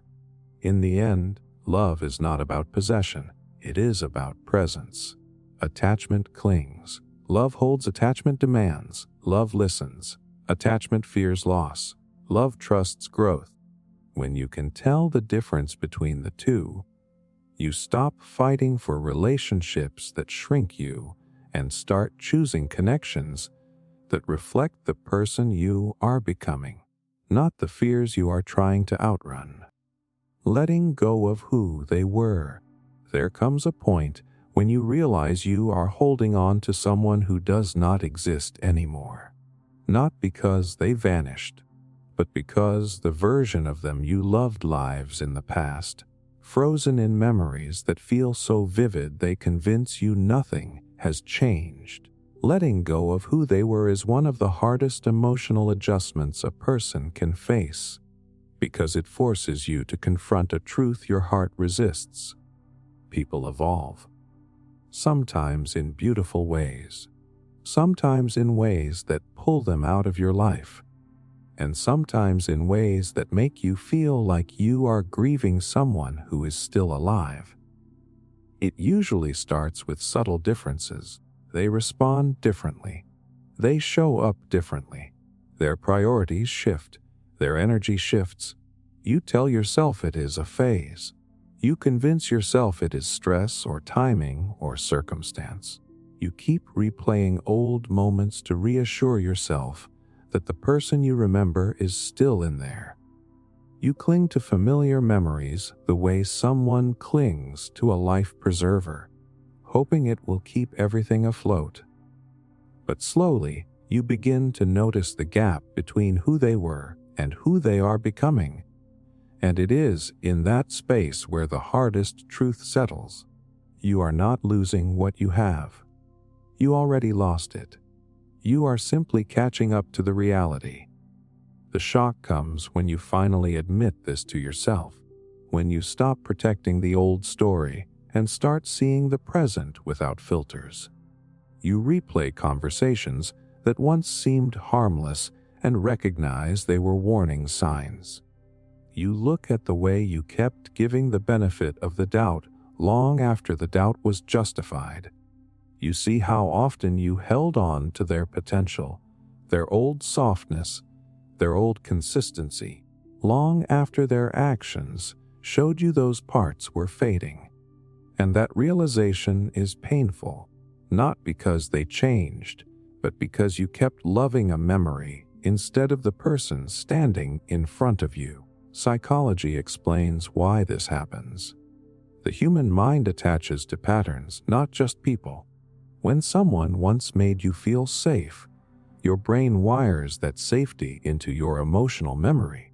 Even when they stop being that source of comfort, your brain tries to preserve the old pattern because it feels familiar. This creates what is called emotional lag. Your heart keeps loving who they used to be long after your mind recognizes they are no longer that person. It is a natural response, but it can keep you stuck if you do not acknowledge it. Validation appears when you begin to separate the past from the present. You start noticing how often you were trying to recreate old versions of the relationship instead of accepting the current state of it. You realize that the comfort you missed was not coming back. You understand that you cannot keep loving someone for the way they treated you years ago while ignoring how they treat you now. You begin to see that letting go is not betrayal. It is honesty, and it is in this honesty that a quiet strength emerges. You stop forcing conversations that go nowhere. You stop explaining your worth to someone who no longer sees it. You stop trying to fix dynamics that only break you further. You stop shrinking yourself to maintain a connection that has already drifted. You make peace with the fact that sometimes people grow, and sometimes they grow apart, and sometimes the version of them you loved was temporary, because people are constantly becoming new versions of themselves. There is grief in this, real grief. Grief for the laughter you once shared. Grief for the soft moments that carried you through hard days. Grief for the comfort you found in their presence. But there is also release. You begin to understand that you are not required to stay attached to an outdated version of someone simply because you loved it once. That version served its place in your life, and nothing can take away the meaning it had. But holding on to old versions prevents you from meeting life with open hands. Letting go of who they were allows you to see the present clearly. It allows you to honor your needs instead of clinging to what used to feel good. It allows you to stop rewriting the story in your mind and start accepting the story that is actually unfolding. It gives you the space to rebuild your identity without anchoring it to someone who is no longer aligned with your path. And the surprising thing is this. When you finally let go of the old version of them, you make room to see yourself clearly again. You realize how much of your emotional energy was spent holding on to a memory. You realize you deserve relationships that grow with you, not away from you. You realize that the version of you who stayed loyal to their past does not have to stay attached to their present. In the end, letting go of who they were is not about giving up on love. It is about giving up on illusions. It is about acknowledging that people change and allowing yourself to change in response. It is about honoring the chapter that once mattered and gently closing it so you can finally step into the life that is waiting beyond the pages you have already outgrown. New opportunities appear. There is a moment after you finally release something heavy when life feels strangely quiet, almost like the world is catching its breath right along with you. And in that quiet, something unexpected starts to happen. You begin noticing things you were blind to before. New opportunities do not usually show up with fanfare. They appear in small ways at first, in ideas you once brushed aside, in connections you never explored, in risks you were too drained or distracted to even consider. It is almost unsettling how quickly life expands once the weight you were carrying is no longer blocking the view. What surprises most people is that opportunities were often already there. They were simply filtered out by the part of your mind that was in constant survival mode. When you are holding on to something that has run its course, your brain becomes laser focused on maintaining the familiar, even when the familiar is hurting you. Cognitive load increases. Creativity drops. Hope narrows. You operate from scarcity without realizing it. Letting go suddenly frees up mental bandwidth. And it is that freed bandwidth that starts unlocking possibilities that always existed but could not be seen. The shock comes when you realize how much you had been unintentionally shrinking your world.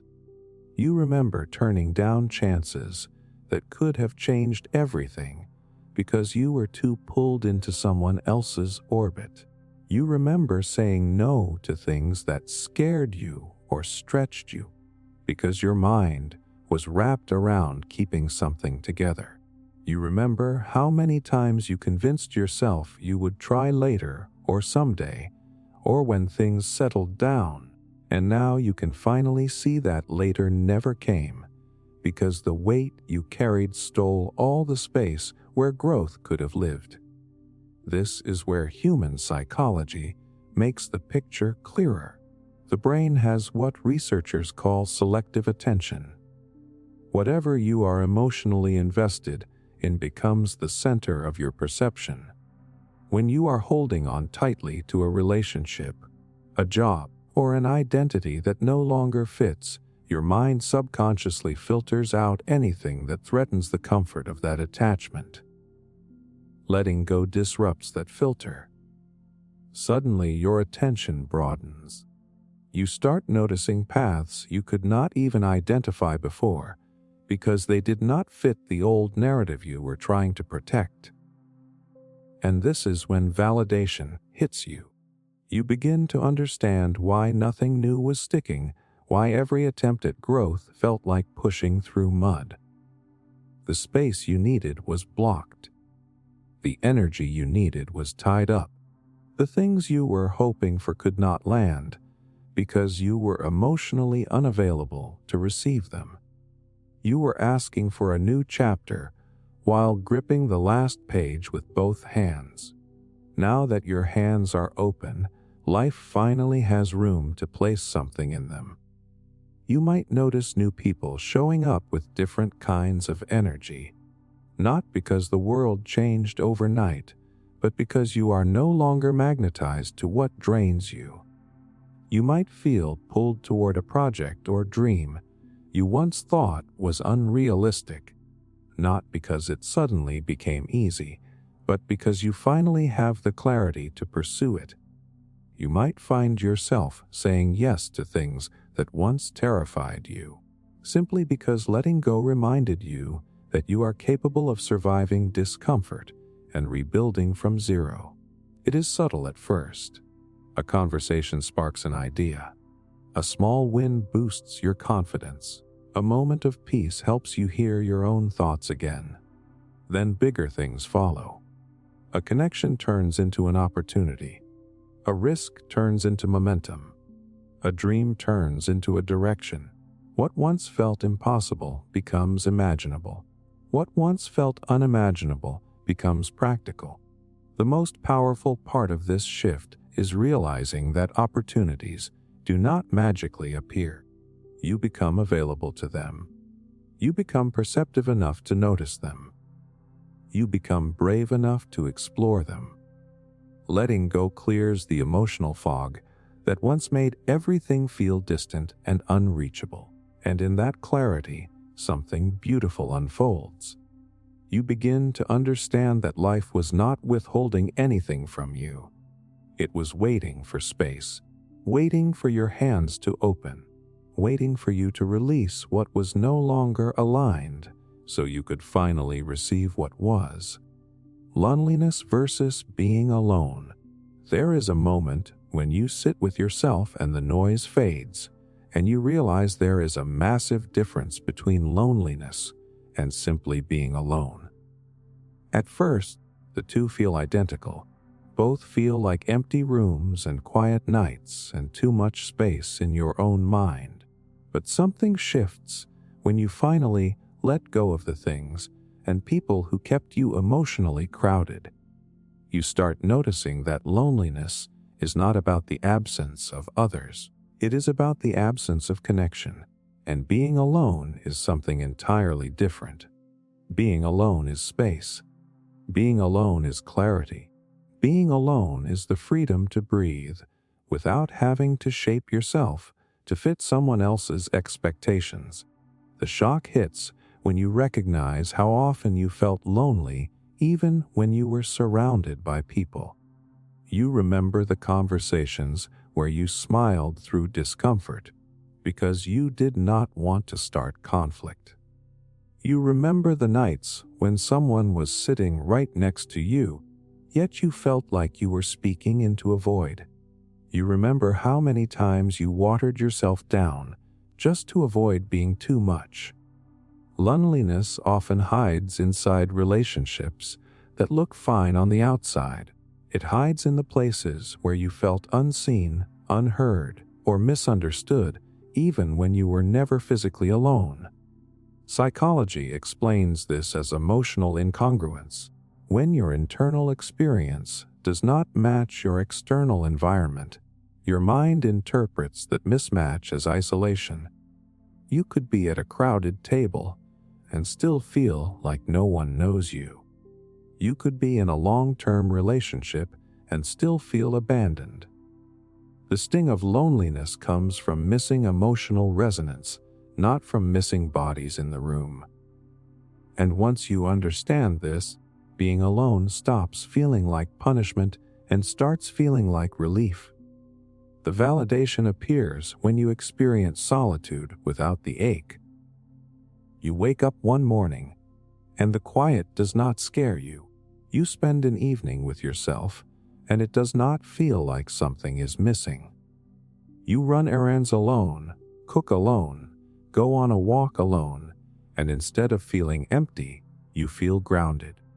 You begin to enjoy the parts of yourself that were overshadowed by the constant need to maintain connections that were draining you. There is something powerful about rediscovering your own presence. When you are no longer filling your time with people or situations that make you feel small, you start hearing your own thoughts clearly. You start noticing what you actually like instead of what you tolerated. You start reconnecting with your curiosity, your preferences, your intuition. This is the turning point where solitude becomes a form of self-return rather than self-abandonment. And here is where the truth becomes undeniable. Being alone is not the absence of love, it is the removal of noise. Loneliness is loud. It shouts fears and insecurities into your mind. It makes you cling to whatever attention you can get, even if it drains you. But being alone is quiet. It gives you space to rebuild confidence without depending on someone else to validate your worth. It allows you to develop internal stability, so you are no longer shaken by who stays or who leaves. Eventually, you begin to understand why solitude is one of the most powerful emotional resets a person can experience. Studies on cognitive restoration show that the mind becomes more creative, resilient, and emotionally regulated when it is given uninterrupted space. Your nervous system calms. Your stress response lowers. Your ability to think long-term strengthens. This is why being alone, when embraced rather than feared, turns into one of the healthiest phases of your life. And slowly, something unexpected happens. You stop settling for relationships that make you feel lonelier than silence ever did. You stop chasing people who give you half presence or half effort. You stop bending yourself to fill emotional gaps that are not yours to fill. When you know how to be alone without feeling lonely, you no longer attach out of fear. You choose connections based on alignment, not desperation. By the time you reach this place, you realize something you never saw before. Loneliness comes from losing yourself. Being alone is how you find yourself again. And once you rediscover that inner connection, you are no longer afraid of empty rooms or quiet nights, because you are no longer empty inside. Choosing yourself first. There is a quiet turning point in your life when you finally decide that choosing yourself is not selfish. It is necessary, and it does not happen with fireworks or dramatic declarations. It happens in small moments when you realize you have been stepping aside for everyone else while leaving yourself for last. It happens when you catch your reflection one day and recognize that the tiredness you see is not from lack of sleep, but from putting your own needs on the back shelf for so long that you forgot what they even look like. The shock comes when you start noticing how many decisions you made out of fear instead of desire. How many times you said yes while every part of you was screaming for a no. How often you showed up for people who would never show up for you with the same effort. You look back and see all the times you explained yourself, defended yourself, and shrank yourself just to make others comfortable. And it hits you that the cost of constantly prioritizing others was the slow erosion of your own identity. Human behavior research explains this through something called fawning, one of the stress responses. When your mind believes your value is tied to pleasing others, you learn to abandon your own needs to maintain peace. You forget that your life is supposed to be lived by you, not curated to keep everyone around you unbothered. Choosing yourself feels uncomfortable at first because your brain is rewiring itself to no longer equate self-abandonment with safety. But then the validation arrives. The moment you choose yourself, even in a small way, something inside you clicks. You feel a shift, almost like your body is saying, finally. You set a boundary and notice that the world does not collapse. You say no and realize the guilt fades faster than you expected.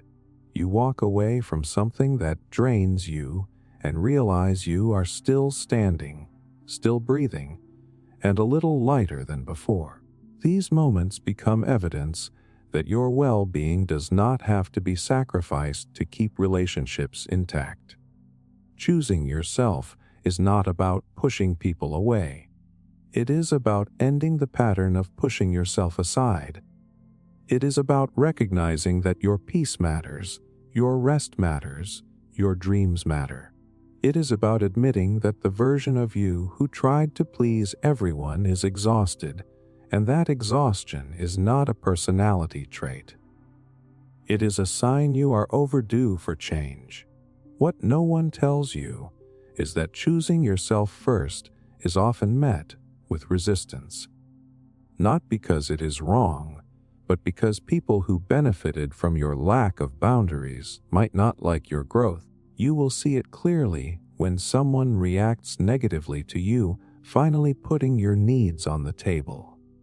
But instead of taking it personally, you start understanding exactly why it happens. When you stop overgiving, it reveals who valued you and who valued what you did for them. And that clarity is a gift. The deeper relief comes when you realize that choosing yourself actually improves the quality of the connections that remain. You show up more authentically. You stop performing.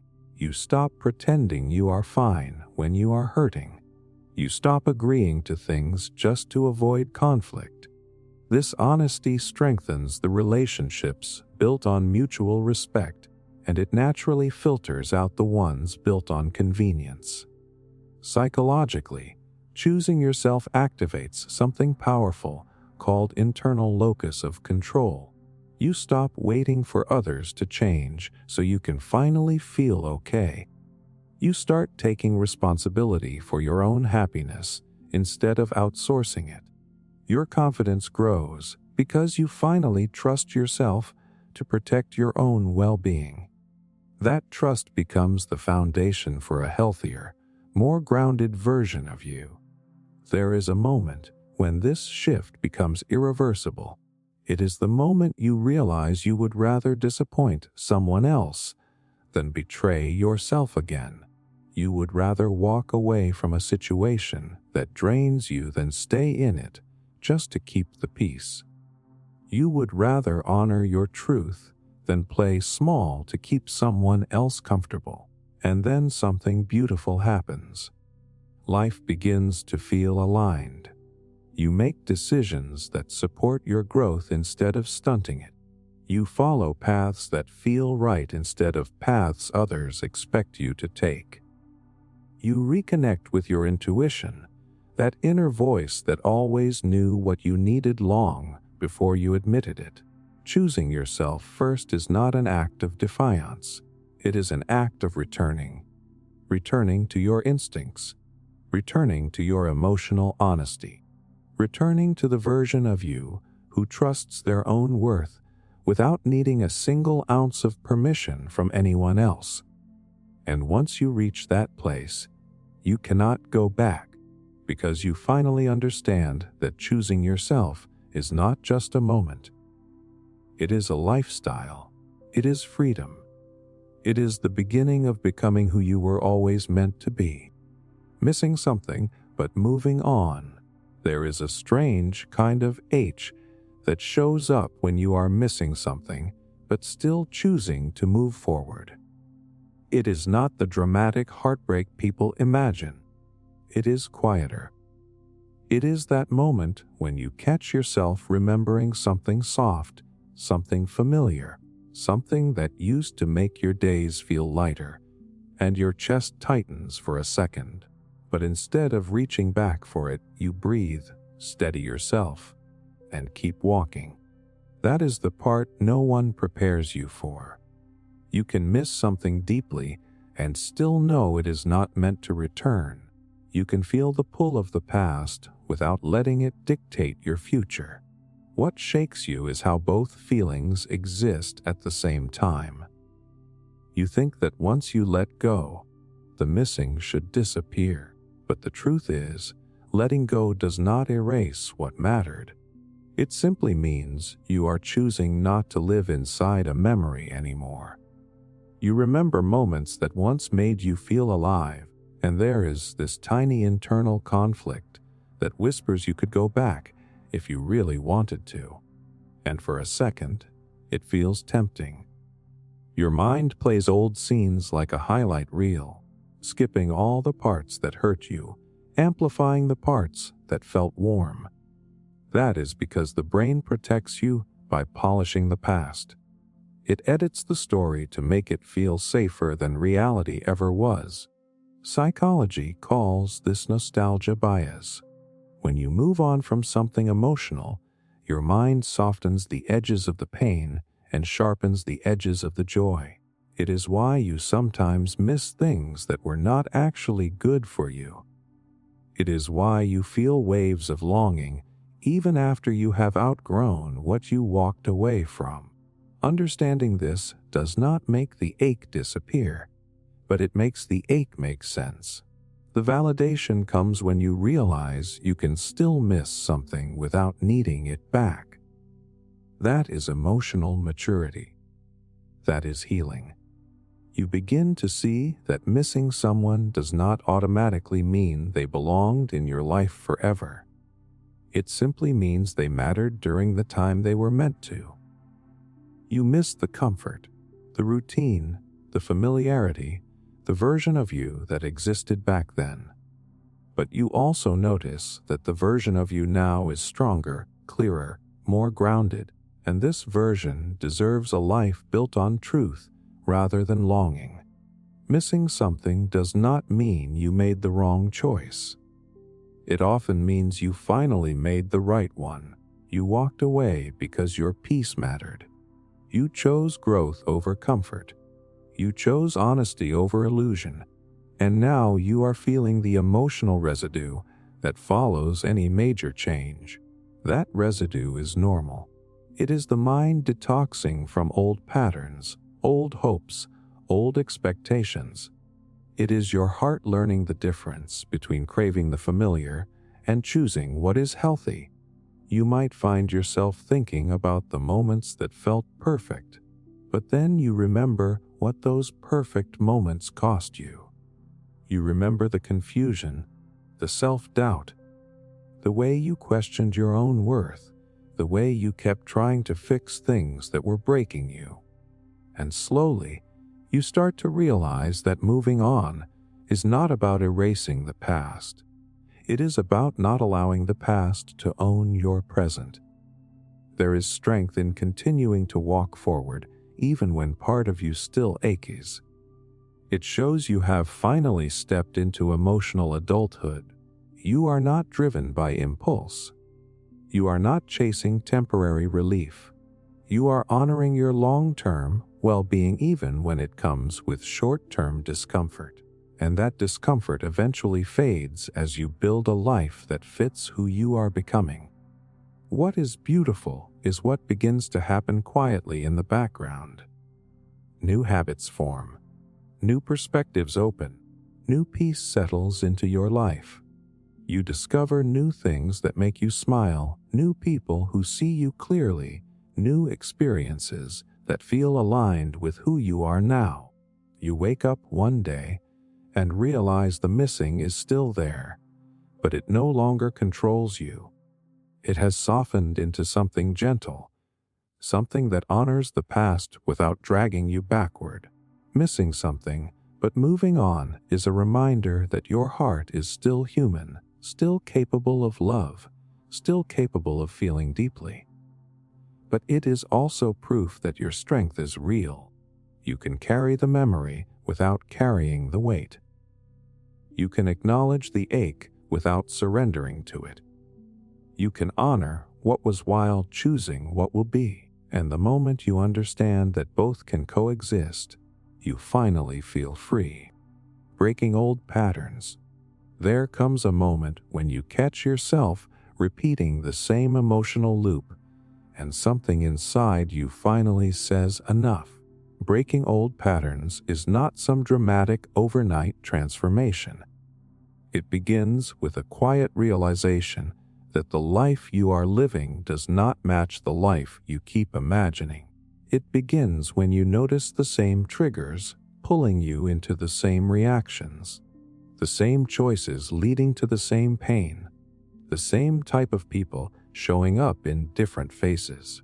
You start seeing the pattern so clearly that you cannot pretend it is coincidence anymore. What shocks you is recognizing just how deeply these patterns are wired into you. They are not random behaviors. They are survival mechanisms you built long before you even knew what survival meant. Maybe you learned to stay small so no one would be upset with you. Maybe you learned to chase approval because love felt conditional. Maybe you kept choosing emotionally unavailable people because chaos felt more familiar than stability. These patterns do not form because you are weak. They form because at some point in your life, they kept you safe. But the same coping strategies that protected you then are the ones limiting you now. The brain plays a massive role in this. Humans are wired to repeat what feels familiar, even if familiar hurts. The brain prefers predictable pain over unpredictable growth. It craves what it recognizes. This is why breaking old patterns feels uncomfortable at first. You are literally challenging neural pathways that have been reinforced over years. When you try to create new behaviors, your nervous system sends out alarms, not because the new path is wrong, but because it is unknown. Understanding this helps you realize that the struggle is not a sign of failure. It is a sign of rewiring. Validation starts showing up the moment you become honest about the pattern. You notice the moments you ignore red flags. You notice the instant you start people pleasing again. You notice how quickly you shut down when you feel misunderstood. You notice your tendency to retreat into silence instead of speaking up. Awareness is the first crack in the cycle. It is the beginning of freedom. Once you recognize the pattern, you cannot unsee it. You start catching yourself in real time, pausing before responding, breathing before reacting, choosing differently even when it feels unnatural. At first, these new choices feel awkward. You set a boundary and your stomach knots. You say no and feel guilty. You walk away from something familiar and feel lost. You break a cycle and your mind tries to drag you back with thoughts like maybe I am overreacting, or maybe the old way was not that bad. But slowly, you begin to see subtle shifts. You notice you are less anxious. You notice your confidence growing. You notice peace where chaos used to live. These small wins are proof that breaking old patterns is not about perfection. It is about persistence. As you continue choosing differently, your environment starts changing too. People who were used to the old version of you may resist. They might call you distant or difficult because your growth disrupts the dynamic they benefited from. But the people who truly see you will adjust with you. They will meet you at your new standards instead of dragging you back to your old ones. And this is one of the hardest but most liberating truths. When you break a pattern, you do not just change your behavior, you change your entire emotional ecosystem. Psychology calls this process self-directed neuroplasticity. Every time you choose a healthier response, you strengthen a new neural pathway. Every time you refuse to repeat an old habit, the old pathway weakens. Bit by bit, your brain starts normalizing the healthier choice. What once felt uncomfortable becomes natural. What once felt terrifying becomes empowering. What once felt impossible becomes your new baseline. The most beautiful part is the moment you realize you are no longer pulled toward what once tempted you. The old pattern shows up, but you feel detached from it. There is no urge to chase, no urge to fix, no urge to perform, no urge to repeat what broke you. You feel a calm certainty you never had before. That is when you know the cycle is truly losing its grip. Breaking old patterns is not about becoming a different person. It is about returning to the version of you that existed before fear shaped your behavior. It is about choosing growth over autopilot. It is about trusting that discomfort is not danger. It is transformation. And once you see the power in that, you realize you are not just breaking patterns. You are building a life that finally feels like it belongs to you. Not every story needs an ending. There comes a point in your life when you realize some stories are not meant to tie themselves neatly at the end. Not every chapter gives you closure. Not every connection finishes with clarity. Some things simply stop. They fade out. They dissolve in ways that leave you holding unfinished sentences and unanswered questions. And for a long time, that lack of resolution feels like failure. It feels like something was taken from you. But eventually you begin to understand that not every story needs an ending to be meaningful. Some stories are meant to change you, not complete you. The shock comes when you look back and realize how much energy you poured into trying to force an ending that was never going to happen. You replay conversations you never got to have. You imagine apologies that never came. You picture alternate timelines where everything finally makes sense. You wait for explanations, for closure, for some final moment that makes everything click. But that moment never arrives. And instead of healing, you find yourself trapped in a loop of hoping for the perfect emotional finish line, a finish line that exists only in your imagination. Human psychology explains why this happens. The mind craves narrative completion. It wants a beginning, a middle, and an end. When something stops abruptly, your brain treats it like an incomplete puzzle. And incomplete puzzles create cognitive tension. That tension keeps you revisiting the same memories, trying to fill the gaps. But sometimes there is no missing piece. Sometimes the story is already complete, just not in the way you wanted it to be. This realization is uncomfortable at first, but it eventually becomes freeing. Validation shows up when you recognize that an unfinished story can still teach you everything you needed to learn. You start noticing the growth that happened because things did not end cleanly. You start realizing that you became stronger, clearer, and more grounded because you had to give yourself the closure no one else gave you. You understand that the story served its purpose, even if it did not give you the ending your heart hoped for. Maybe the person who was supposed to explain themselves never did. Maybe the dream you fought for simply stopped working. Maybe the friendship drifted without a single dramatic moment. But instead of waiting for the perfect goodbye, you start accepting the truth. Some endings are quiet. Some endings are one-sided. Some endings happen without any official announcement. And that does not make the story any less real. There is a certain kind of peace that comes from releasing the need to understand everything. When you stop trying to dissect every detail, you reclaim emotional energy that was trapped in confusion.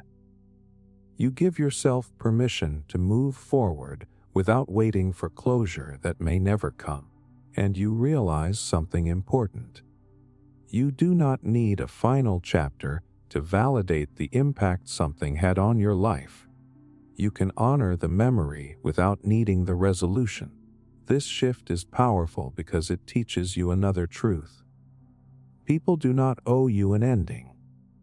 Life does not owe you a final explanation, and you do not owe your past the rest of your future. The things that mattered still mattered. The moments that shaped you still shaped you. The lessons you learned are still yours, even if the story itself remains unfinished. Eventually, you begin to understand that the lack of an ending creates space rather than emptiness. It gives you room to grow in directions you never expected. It frees you to write new chapters without dragging the old ones behind you. It lets you appreciate what was without trying to force it into something it was never meant to become. And the most surprising part is this. When you stop demanding an ending, the story settles peacefully inside you. The questions stop echoing. The H softens. The what-ifs lose their grip. You start appreciating the chapters for what they were instead of resenting them for what they were not. You stop waiting for someone else to wrap your emotions in a perfect conclusion. You become the author of your own closure. Not every story needs an ending, because some stories were meant to open you, not finish you. Some stories were meant to expand your heart, not stay in your life. Some stories were meant to teach you how to let go, how to trust the unknown, how to move forward, even when the last page is missing. And when you finally understand that, you stop searching for the ending and start embracing the freedom of continuing your life without one. Emotional maturity through release. There is a moment in your life when you realize letting go is not a sign of weakness. It is the purest form of emotional maturity, and it rarely arrives with pride or confidence at first. It arrives in the middle of exhaustion, after you have held on for too long, fought too many unnecessary battles, and tried to control outcomes that were never meant to obey you. Emotional maturity through release is not about giving up. It is about recognizing what is no longer yours to carry and deciding that your peace is worth more than your attachment to struggle. The shock shows up when you begin noticing how much of your stress came from trying to manage the uncontrollable. You thought you were being responsible. You thought you were being loyal. You thought staying in the fight meant you were committed. But slowly you realize you were pouring emotional energy into situations that were draining you dry. You look back and see the arguments that never changed anything, the people you tried to fix, the expectations you kept sacrificing yourself to meet. You see how much you were holding on to guilt, fear, and the pressure to keep everything from falling apart. And then it hits you. You were carrying burdens that were never meant to be held alone. This is when psychology makes everything clearer. Humans develop something called perceived responsibility, a belief that if you try hard enough, you can force an outcome. But emotional maturity comes when you finally accept that effort cannot override misalignment.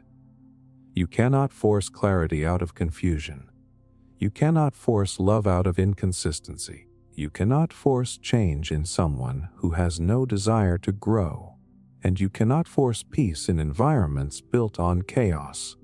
When you embrace this truth, release becomes an act of wisdom rather than defeat. Validation begins the moment you feel the shift inside you. You stop reacting to things that once consumed your entire day. You stop chasing explanations from people who only give excuses. You stop trying to control situations that only get messier with every attempt to fix them. You realize that silence is not weakness. Distance is not cruelty. Boundaries are not punishment. They are signs you finally understand your emotional limits. They are proof you are choosing long-term stability over temporary comfort. You start recognizing that emotional maturity shows up in the way you respond, not the way you cling. It shows up when you walk away from drama without feeling the need to prove a point. It shows up when you no longer engage in conversations meant to trigger you. It shows up when you prioritize your well-being even if someone else misunderstands your reasoning. Maturity is learning that you can acknowledge your feelings without letting them dictate your behavior. You can care deeply without losing yourself. You can love someone without needing to suffer for them. And one of the biggest signs of emotional maturity is understanding that release does not require resentment. You do not have to hate someone to let them go. You do not have to erase the past to move beyond it. You simply have to accept that the story has shifted, and continuing to hold on would only keep you stuck in versions of yourself you have already outgrown. Release becomes less about losing something and more about returning to yourself. Then something beautiful happens. Your nervous system settles. The constant alertness fades. You stop rehearsing conversations in your head. You stop expecting the worst. You stop waking up with a tight chest and going to bed with unresolved thoughts swirling around. You gain space to think clearly, feel fully, and choose intentionally. This is the part that surprises you most. Letting go does not empty you. It opens you. With this space comes alignment. You start noticing healthier patterns forming. You gravitate toward people who communicate instead of blame. You choose environments that support your growth instead of draining your strength. You respond to triggers with self-awareness rather than emotional spiraling. You begin trusting your instincts again, and most importantly, you realize you no longer need chaos to feel alive. Emotional maturity through release is understanding that your past does not deserve a permanent grip on your present. It is realizing you can move on without needing closure, without needing validation, without needing everything to make perfect sense.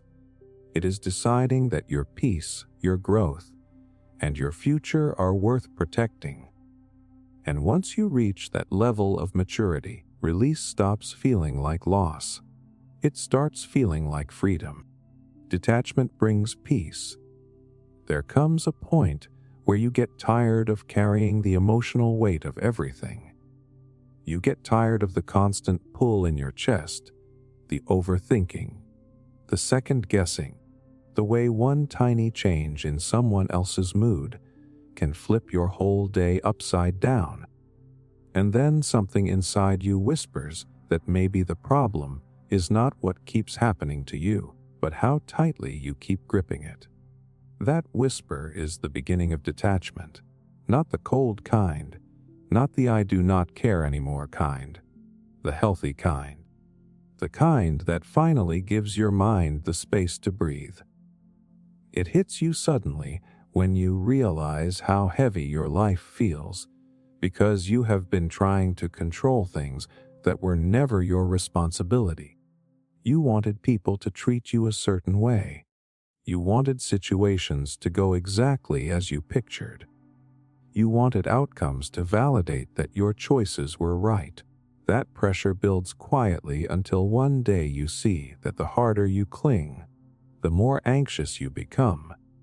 It is like trying to hold water in your hands. The tighter you squeeze, the faster it slips through your fingers. The shock is realizing how much your peace has been tied to things outside of you. Someone texts back quickly, and you feel wanted. They take too long, and suddenly you feel rejected. Someone gives you reassurance, and you feel safe. They pull away, and your mind starts spinning stories about what you did wrong.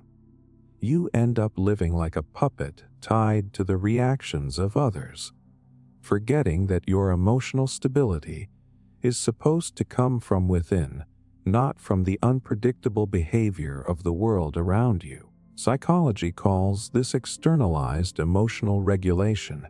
It is when your nervous system depends on outside circumstances to feel balanced. And when life inevitably shifts, your equilibrium collapses with it. That is why detachment feels like peace the moment you truly experience it, because it is the process of taking your power back from everything that was never meant to hold it. You begin to notice the shift in small moments first. Someone says something passive-aggressive, and instead of analyzing it for hours, you let it pass. A conversation does not go your way, and instead of spiraling into self-doubt, you move on. A plan changes, and instead of feeling like the universe is working against you, you adapt. You are no longer bending yourself into knots, trying to make everything perfect. You stop trying to manage the emotions of others. You stop making their reactions the measure of your worth. There is a calm that comes from stepping out of the role you were never meant to play. You are no longer the fixer, no longer the emotional shock absorber, no longer the one who tries to anticipate every possible outcome just so you can avoid disappointment. You finally understand that some things are simply not your burden to carry, and letting them go does not make you heartless. It makes you healthy. The validation comes when you feel the difference inside your body. Stress no longer grips your chest the way it used to. Your mind stops racing at night. Your heart does not jump at every notification or silence. You do not crumble when someone fails to show up the way you wished they would. You begin to trust yourself more than you trust the unpredictable nature of people and circumstances. And that shift is where true peace grows. Your energy becomes different. You stop reacting instantly. You pause. You observe. You choose your response instead of letting emotion grab the steering wheel.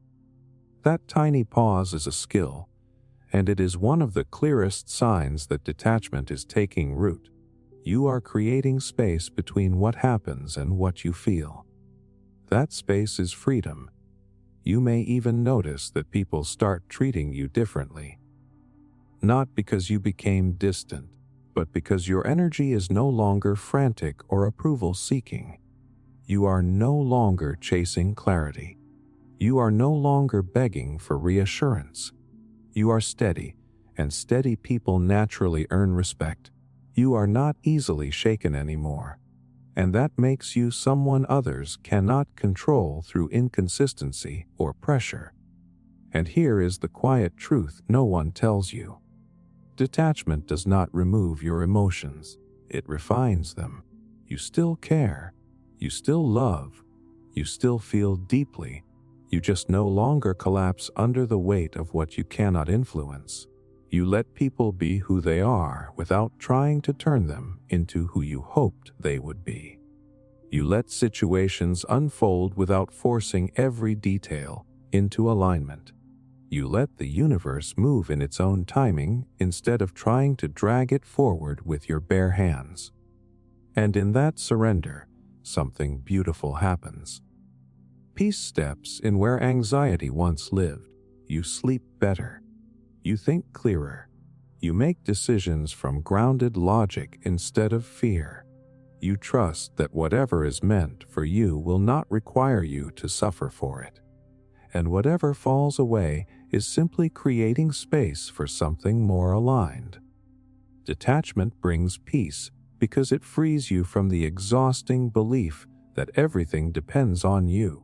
It allows you to finally exhale, unclench, and exist without the constant pressure of proving, predicting, or controlling. It is the realization that life becomes lighter not when you get everything you want, but when you stop gripping everything so tightly. And when that peace settles into your life, it stays. Not because life becomes perfect, but because you no longer need perfection to feel at home within yourself. Clarity on what you value. There comes a moment when everything that used to feel confusing suddenly becomes brutally clear. And it usually happens right after you let go of something you were never meant to carry. It is almost strange how quickly your mind sharpens once the emotional noise fades. You start to see what truly matters to you, not what you were taught to value, not what others expected from you, but what your own inner voice has been whispering for years beneath the chaos. That clarity does not arrive gently. It hits you like a realization you should have had long ago. You look back at choices you made because you were trying to impress someone or fit into a world that never felt like yours, and you notice how often you betrayed your own needs without even realizing it. You see how many priorities you adopted from other people. You see how often you chased validation instead of fulfillment. You begin to understand that the life you were trying to build was shaped more by fear and expectation than by genuine desire, and that can feel like a shock. This shock is actually your nervous system recalibrating. When you are attached to something that drains you, your brain enters a constant state of emotional defense. It is too busy managing stress to let you think clearly. This is why you tolerated things that did not align with your values. Your system was prioritizing survival, not truth. Letting go pulls you out of that survival mode.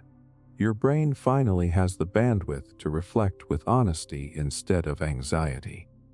And that honesty can feel both freeing and uncomfortable. What comes next is the validation. You start noticing patterns that make sense now. You realize you always felt uneasy in environments where you could not be yourself. You notice how much peace you felt around certain people and how much tension you felt around others. You remember the moments when your instincts told you something was off. Even if you ignored it at the time, you start seeing that the values you are rediscovering were always there. You just could not hear them over the noise of trying to hold everything together. This clarity shows up in practical ways too. You realize you value honesty more than smooth conversations. You value effort more than promises. You value consistency more than intensity. You value mutual respect more than attention.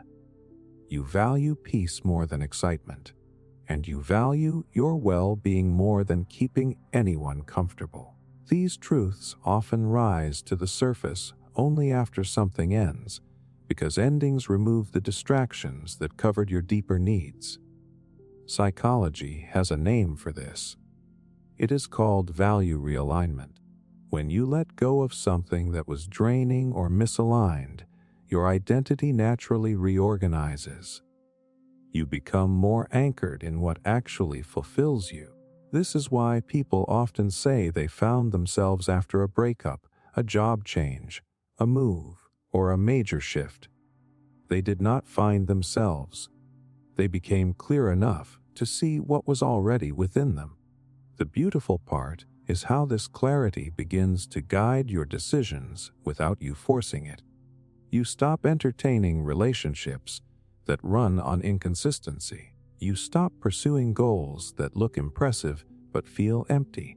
You stop tolerating environments that require you to shrink. You stop saying yes simply to be liked. Instead, you start choosing things that align with your values, even if they are harder, slower, or less understood by others. And with each value you reclaim, you feel more like yourself. You feel grounded instead of scattered. You feel purposeful instead of reactive. You feel capable of building a life that is yours rather than a life you accidentally inherited from pressure or fear. You begin to trust your inner compass, because now you can actually hear it. Eventually, clarity turns into confidence. Not loud confidence, but the quiet kind that makes you unshakable. You no longer get tossed around by opinions. You no longer cling to things that do not support your growth. You no longer confuse attachment with alignment. You understand what matters to you, and that understanding becomes your filter for everything ahead. And that is the gift of letting go. It strips away the noise. It reveals the core of who you are. And once you see what you truly value, you finally have the power to build a life that reflects it. Realizing wasted energy, there comes a moment when you look back at a situation, a relationship, or even a version of yourself, and the only thing you can think is, how did I pour so much of my energy into something that gave me so little in return? It hits you in a quiet, almost uncomfortable way, not with blame, not with shame, but with this deep exhale of awareness. You start to see the cost of all the effort you kept giving and giving, hoping that just a little more would finally make things change. And it is in that realization that something inside you finally wakes up. The shock often comes when you finally admit to yourself how tired you were. Not the kind of tired that sleep fixes. The emotional exhaustion that builds slowly, like a dripping faucet in the background of your life. You remember how many times you tried to explain your perspective to someone who never really wanted to understand. You remember how often you replayed conversations in your mind, trying to figure out what you could have said differently. You remember how many days you spent walking on eggshells, overthinking every detail, trying to hold together something that was falling apart despite your best efforts. And the hardest part is realizing it was not the situation itself that drained you the most. It was the constant internal effort to control the uncontrollable, to fix what was not yours to fix, to hold on to something that was slipping no matter how tightly you gripped it. That is where the real energy went. There is actually a psychological explanation for why this happens. When you invest heavily in something, your brain forms an emotional link between your effort and the outcome you hope for. This is known as the sunk cost effect. Your mind convinces you that walking away would waste everything you have already poured into it. So you keep giving more in hopes that the investment will finally pay off. But the truth is that the real waste happens when you keep giving energy to something long after it stopped giving anything back. The validation shows up when you finally step back and see the situation with clear eyes. You notice how much lighter your mind feels when you are no longer strategizing around someone else's behavior. You notice how much calmer your body feels when you stop bracing for the next disappointment. You notice how much space suddenly appears in your life when you are not obsessively trying to repair something that was never meant to be your responsibility. This is the moment when you begin to understand just how valuable your energy truly is. You realize it is not limitless. You only get so much of it each day, and once it is gone, it is gone. And when you look back at the things that drained you the most, you also notice how little those things grew, changed, or improved despite the force of your effort. This is the truth that stings but also frees you. Your energy was never the problem. It was simply being poured into the wrong place. With that clarity, your whole mindset shifts. You stop trying to force connections that never had mutual effort. You stop chasing people who only showed up when it benefited them.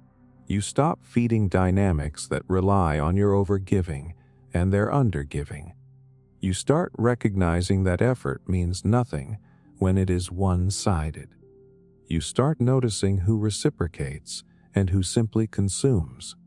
And the most empowering part is how this realization naturally changes the way you show up for yourself. You become more protective of your time. You become more aware of your limits. You start listening to your intuition when it whispers that something feels off. You start trusting the early signs instead of waiting for the situation to collapse before you let go. Your boundaries strengthen, not because you are guarded, but because you finally understand the true cost of misdirected energy. As you grow into this awareness, you begin to see how much opportunity was hidden behind all that wasted effort. You find yourself with more mental space, more emotional clarity, more motivation to invest in things that actually bring peace and fulfillment. You reclaim all the parts of yourself that were stretched thin trying to hold on to something that was never meant to be sustained by one person alone. And eventually, the realization that once felt painful becomes something else entirely. It becomes a lesson, a turning point, a reminder that your energy is one of the most precious resources you have, and you get to choose where it goes. You get to decide what is worth your effort and what is not. You get to protect your peace without apology. Because the truth is simple. You did not fail. You simply outgrew the place where your energy was being wasted. And now you finally have the chance to invest it where it can actually grow. Happiness wasn't in the past. There is a moment after letting go when a strange truth hits you, and it hits harder than you expect. You realize the happiness you kept chasing in the past was not actually happiness. It was comfort. It was familiarity. It was routine dressed up as joy. And the moment you see that clearly, the entire story you have been telling yourself about what you lost begins to shift. At first, you cling to the idea that the past was better. Your mind replays highlight reels, not the full story. It shows you the smiles, the moments of ease, the times when things felt warm and steady. It filters out the frustration, the confusion, the emotional tightness you normalized. Your brain is wired to protect you by focusing on what once felt safe, and that nostalgia becomes a trap. It convinces you that happiness lived back there, somewhere behind you, and that letting go is the reason you feel empty now. But then the shock arrives. It comes the moment you look back with honesty instead of longing. You start noticing all the places where you were pretending, all the times you settled, all the nights you cried quietly so you would not disrupt the illusion. You remember how often you made yourself small to keep the peace. You remember how often your needs went unmet, how often your voice went unheard, how often you convinced yourself that a few good moments were enough to justify 1,000 painful ones. And you realize it was not happiness. It was survival dressed as love. It was fear dressed as commitment. It was habit dressed as fulfillment. Psychology explains this through something known as rosy retrospection. Your brain edits the past to make it feel softer and safer than it actually was. It highlights the peaks and erases the valleys. It ignores the emotional cost of holding on and magnifies the comfort of what was familiar. And because of this, you mourn a version of life that never truly existed the way you remember it. the validation appears when you finally give yourself permission to remember the whole picture. You recall the heaviness you carried in your chest more days than not. You recall the unmet needs you tried to numb. You recall how drained you felt even during the moments that were supposed to make you feel alive. You recall how you had to abandon parts of yourself just to keep things together. And suddenly the narrative shifts. You stop grieving the loss of happiness. You start grieving the loss of the illusion that once helped you cope. There is something powerful about recognizing that the past was not where your joy lived. It was where your patterns lived, and those patterns were built from fear, attachment, and the belief that things had to stay the same for you to feel safe. Once you let go, the emotional fog lifts, and you finally have the clarity to ask yourself questions you avoided for years. Was I truly happy, or was I afraid of change? Was I fulfilled, or was I conditioned to endure? Was I living, or just holding on? When those answers surface, something inside you softens. You stop blaming yourself for letting go. You stop romanticizing the version of the past you built out of emotional survival. You begin to understand that the happiness you thought you lost was something you never fully had, because true happiness does not require you to erase parts of yourself to keep it. And then something unexpected happens. With this clarity, your definition of happiness transforms. It becomes simpler, quieter, more honest. Happiness begins to look less like intensity and more like stability, less like avoiding loneliness and more like choosing peace, less like chasing people and more like choosing yourself.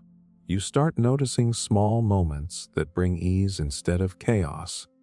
You start valuing consistency over adrenaline. You start feeling drawn to environments that feel calm instead of familiar. This shift is your proof that the happiness you thought was behind you is actually ahead of you.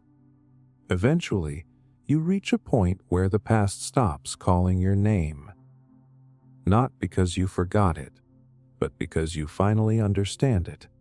You understand why you held on. You understand why letting go hurt.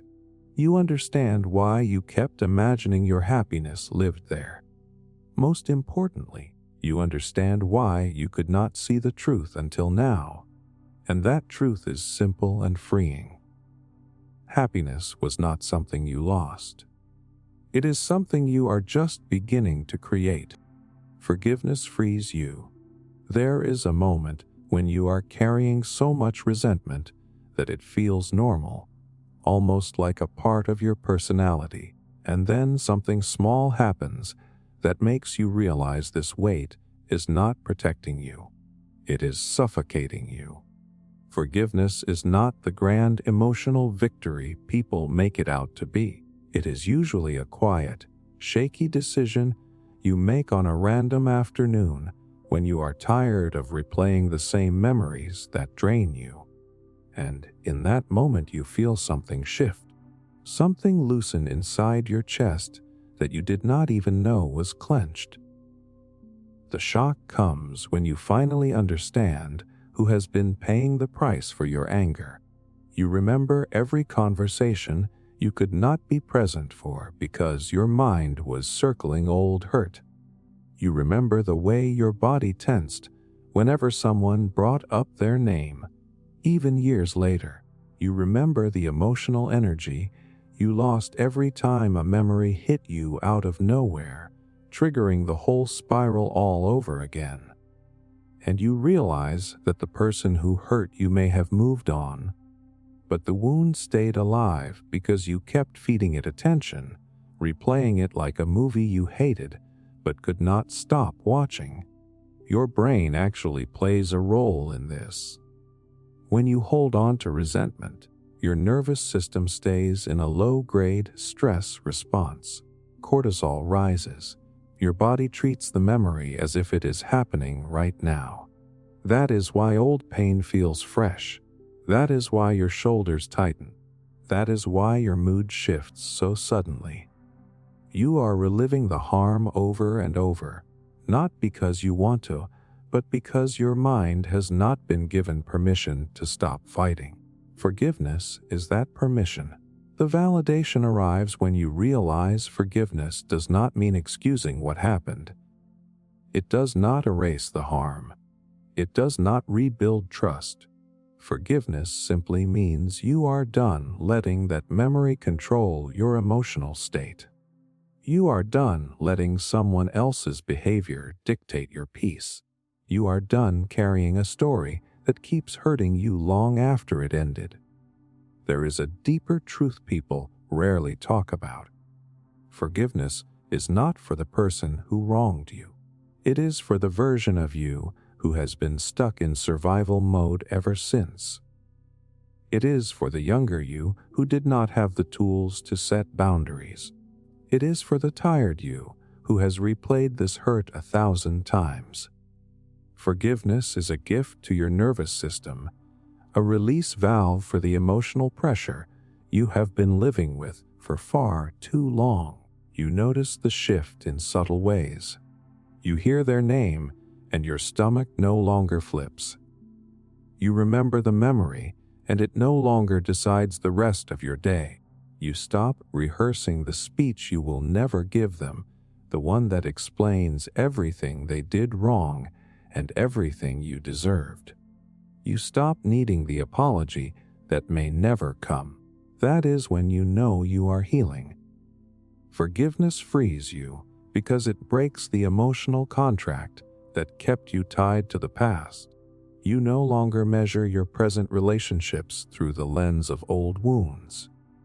You no longer guard yourself so tightly that no one can get close. You no longer treat caution as wisdom when it is really fear wearing a mask. Forgiveness makes space for trust to rebuild in small, gentle ways. It gives your heart permission to open again without flinching at every shadow. Psychology calls this emotional closure.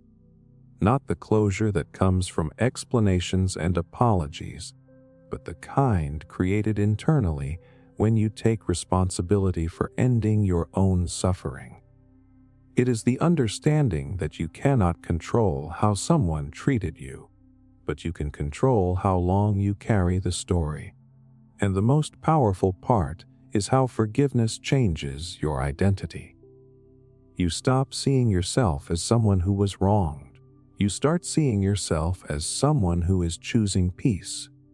You stop defining yourself by what happened to you and start defining yourself by how you rose above it. You become lighter. You become clearer. You become more present for your own life because you are no longer anchored to old pain. Forgiveness does not make the past disappear. It makes the past powerless. And once you feel that freedom, you understand why letting go was never about them. It was always about reclaiming yourself, a wider perspective. Sometimes it hits you out of nowhere. You look at your life from a slightly different angle, and suddenly the thing that once felt massive, overwhelming, impossible to move past, it shrinks. Not because it never mattered, but because letting go finally gave you the distance you needed to see the bigger picture. A wider perspective is one of the quiet gifts that comes after release. It does not rush in.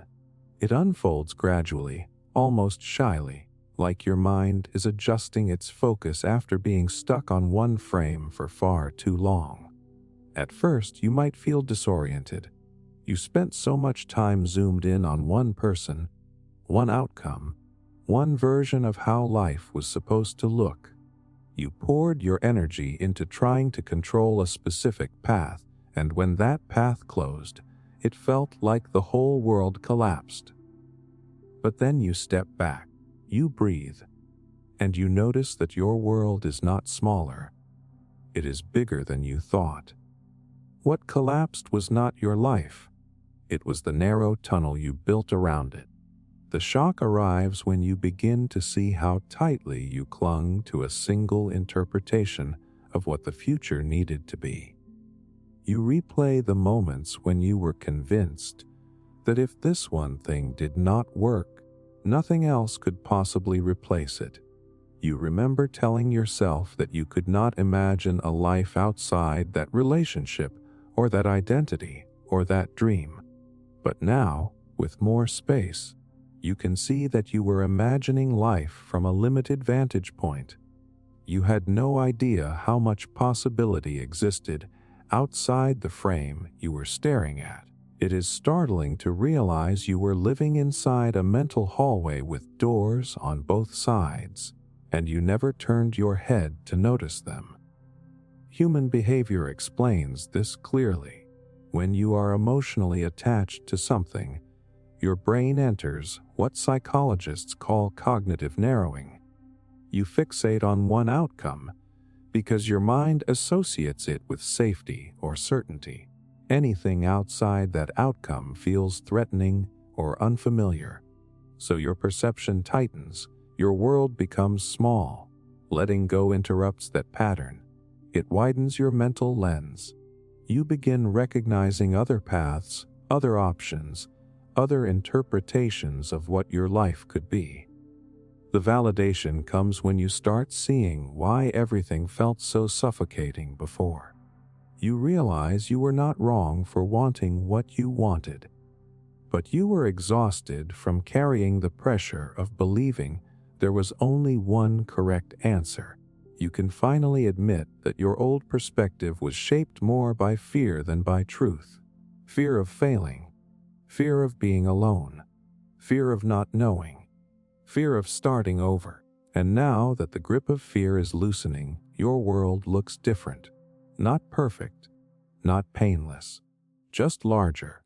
And when the world gets larger, something beautiful happens. You begin noticing meaning in places you overlooked before. A conversation with a friend gives you insight you never expected. A moment of silence reveals a thought you had been trying to outrun. A small win in one area reminds you that life is not a single storyline. It is a collection of threads, all weaving together in ways you can only understand with distance. You might look back at what you lost and realize it taught you something you could not have learned any other way. You might see that the disappointment you carried was actually redirecting you. You might recognize that the things you were fighting to keep were blocking you from seeing opportunities sitting in plain sight. Once you widen your perspective, life becomes less about what ended and more about what began because of the ending. This shift does not erase the pain, but it puts the pain in context. You start to understand that not all endings are failures. Some are transitions. Some are invitations. Some are gentle nudges from life saying this chapter has served its purpose. Make room for the next one. And with that understanding, the past stops feeling like a prison and starts feeling like a teacher. What surprises many people is that a wider perspective does not just make you see the past differently, it makes you see yourself differently. You realize you are more adaptable than you gave yourself credit for. You realize you are capable of surviving the unexpected. You realize that your resilience is not tied to any particular person or plan. It is part of who you are. And in that realization, peace begins to form. Not because everything is resolved, but because you finally see that life continues to move. Even when you stop trying to force it, you can trust the process a little more. You can trust yourself a lot more. Your world is bigger now, and so is your capacity to navigate it. A wider perspective does not come in a single moment. It grows with every breath you take after letting go. And once you have it, you never look at your life in the same narrow way again. Spotting red flags clearly It is strange how clearly you can see the truth once you are no longer trying to bend it. Spotting red flags becomes almost effortless after you let go of something that once clouded your judgment. When you are emotionally invested, your mind creates this fog that makes even the loudest warning signs look like minor quirks or temporary moods. But once the attachment loosens, the fog lifts, and suddenly everything you ignored or excused stands out in bright colors. It feels like your mind finally wakes up. You might think back to moments when something felt off, but you brushed it aside because you cared too much to question it. You remember the way your stomach tightened when they dismissed your feelings. You remember that tiny pause before you responded to a message because something in their tone felt wrong. You remember convincing yourself that they did not really mean it when they crossed a boundary you had clearly communicated. At the time, you told yourself you were being patient or understanding. Now you can admit you were giving endless chances to behavior that should have ended things long before it did. The shock hits when you realize how many red flags were not subtle at all. They were not hidden. They were not complicated. They were right in front of you. The inconsistency, the half apologies that blamed you instead of taking responsibility, the way plans always seemed to revolve around their needs, the way you walked on eggshells because honesty felt like a risk. None of that is normal or healthy, but when you are attached, your mind tries to protect the connection instead of protecting you. It edits out anything that threatens the story you want to believe. There is a psychological explanation for this. The brain has a bias known as cognitive dissonance. When you want something to work, your mind tries to avoid any information that contradicts that desire. You cling to the good moments and downplay the bad ones. You create justifications that keep the relationship or situation intact. You tell yourself they are stressed or tired or misunderstood. You tell yourself everyone has flaws, which is true, but flaws do not excuse patterns. And once you let go, you finally have the distance to break that mental loop. Validation arrives when you start seeing patterns clearly, not selectively. You can finally acknowledge that someone who truly cared would not have made you feel small or confused or responsible for fixing everything. You can see how often you gave empathy to someone who weaponized it. You can see how you accepted behavior that did not align with your values. You can see how you tolerated chaos because chaos was familiar. Letting go releases the emotional pressure that once forced you to make excuses, and with that release comes clarity. And that clarity becomes empowering. You begin recognizing red flags in the early stages of any connection. You notice how someone handles disagreement. You pay attention to the way they speak about others. You observe whether their actions match their words. You tune in to your body instead of ignoring it. If your chest tightens, if your mind suddenly becomes loud, if your instincts whisper something is wrong, you do not silence those feelings anymore. You consider them information. You listen. This is when something beautiful starts to happen. You stop falling for potential and start evaluating reality. You stop romanticizing inconsistency as passion. You stop interpreting bare minimum effort as commitment. You stop tolerating emotional confusion as something you need to figure out. You finally understand that red flags are not puzzles. They are warnings. And your job is not to solve them. Your job is to acknowledge them and decide that your peace matters more than forcing something unstable to work. You also notice green flags more easily. When you understand what danger looks like, You can finally recognize what safety feels like. You notice when someone communicates clearly. You appreciate when someone respects your time.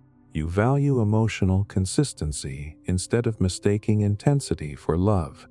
You understand that real connection feels grounding, not draining. Perhaps the most surprising part of spotting red flags clearly is realizing that the biggest shift was not in other people. It was in you. You became more honest with yourself. You began honoring the discomfort you used to ignore. You learned that your intuition is not dramatic or needy. It is protective. And now that you trust it, it guides you away from the situations that once consumed you. Clarity after letting go is not about expecting perfection. It is about expecting alignment. It is about recognizing when someone is not emotionally safe before your heart gets tangled. It is about choosing relationships that do not require you to abandon yourself.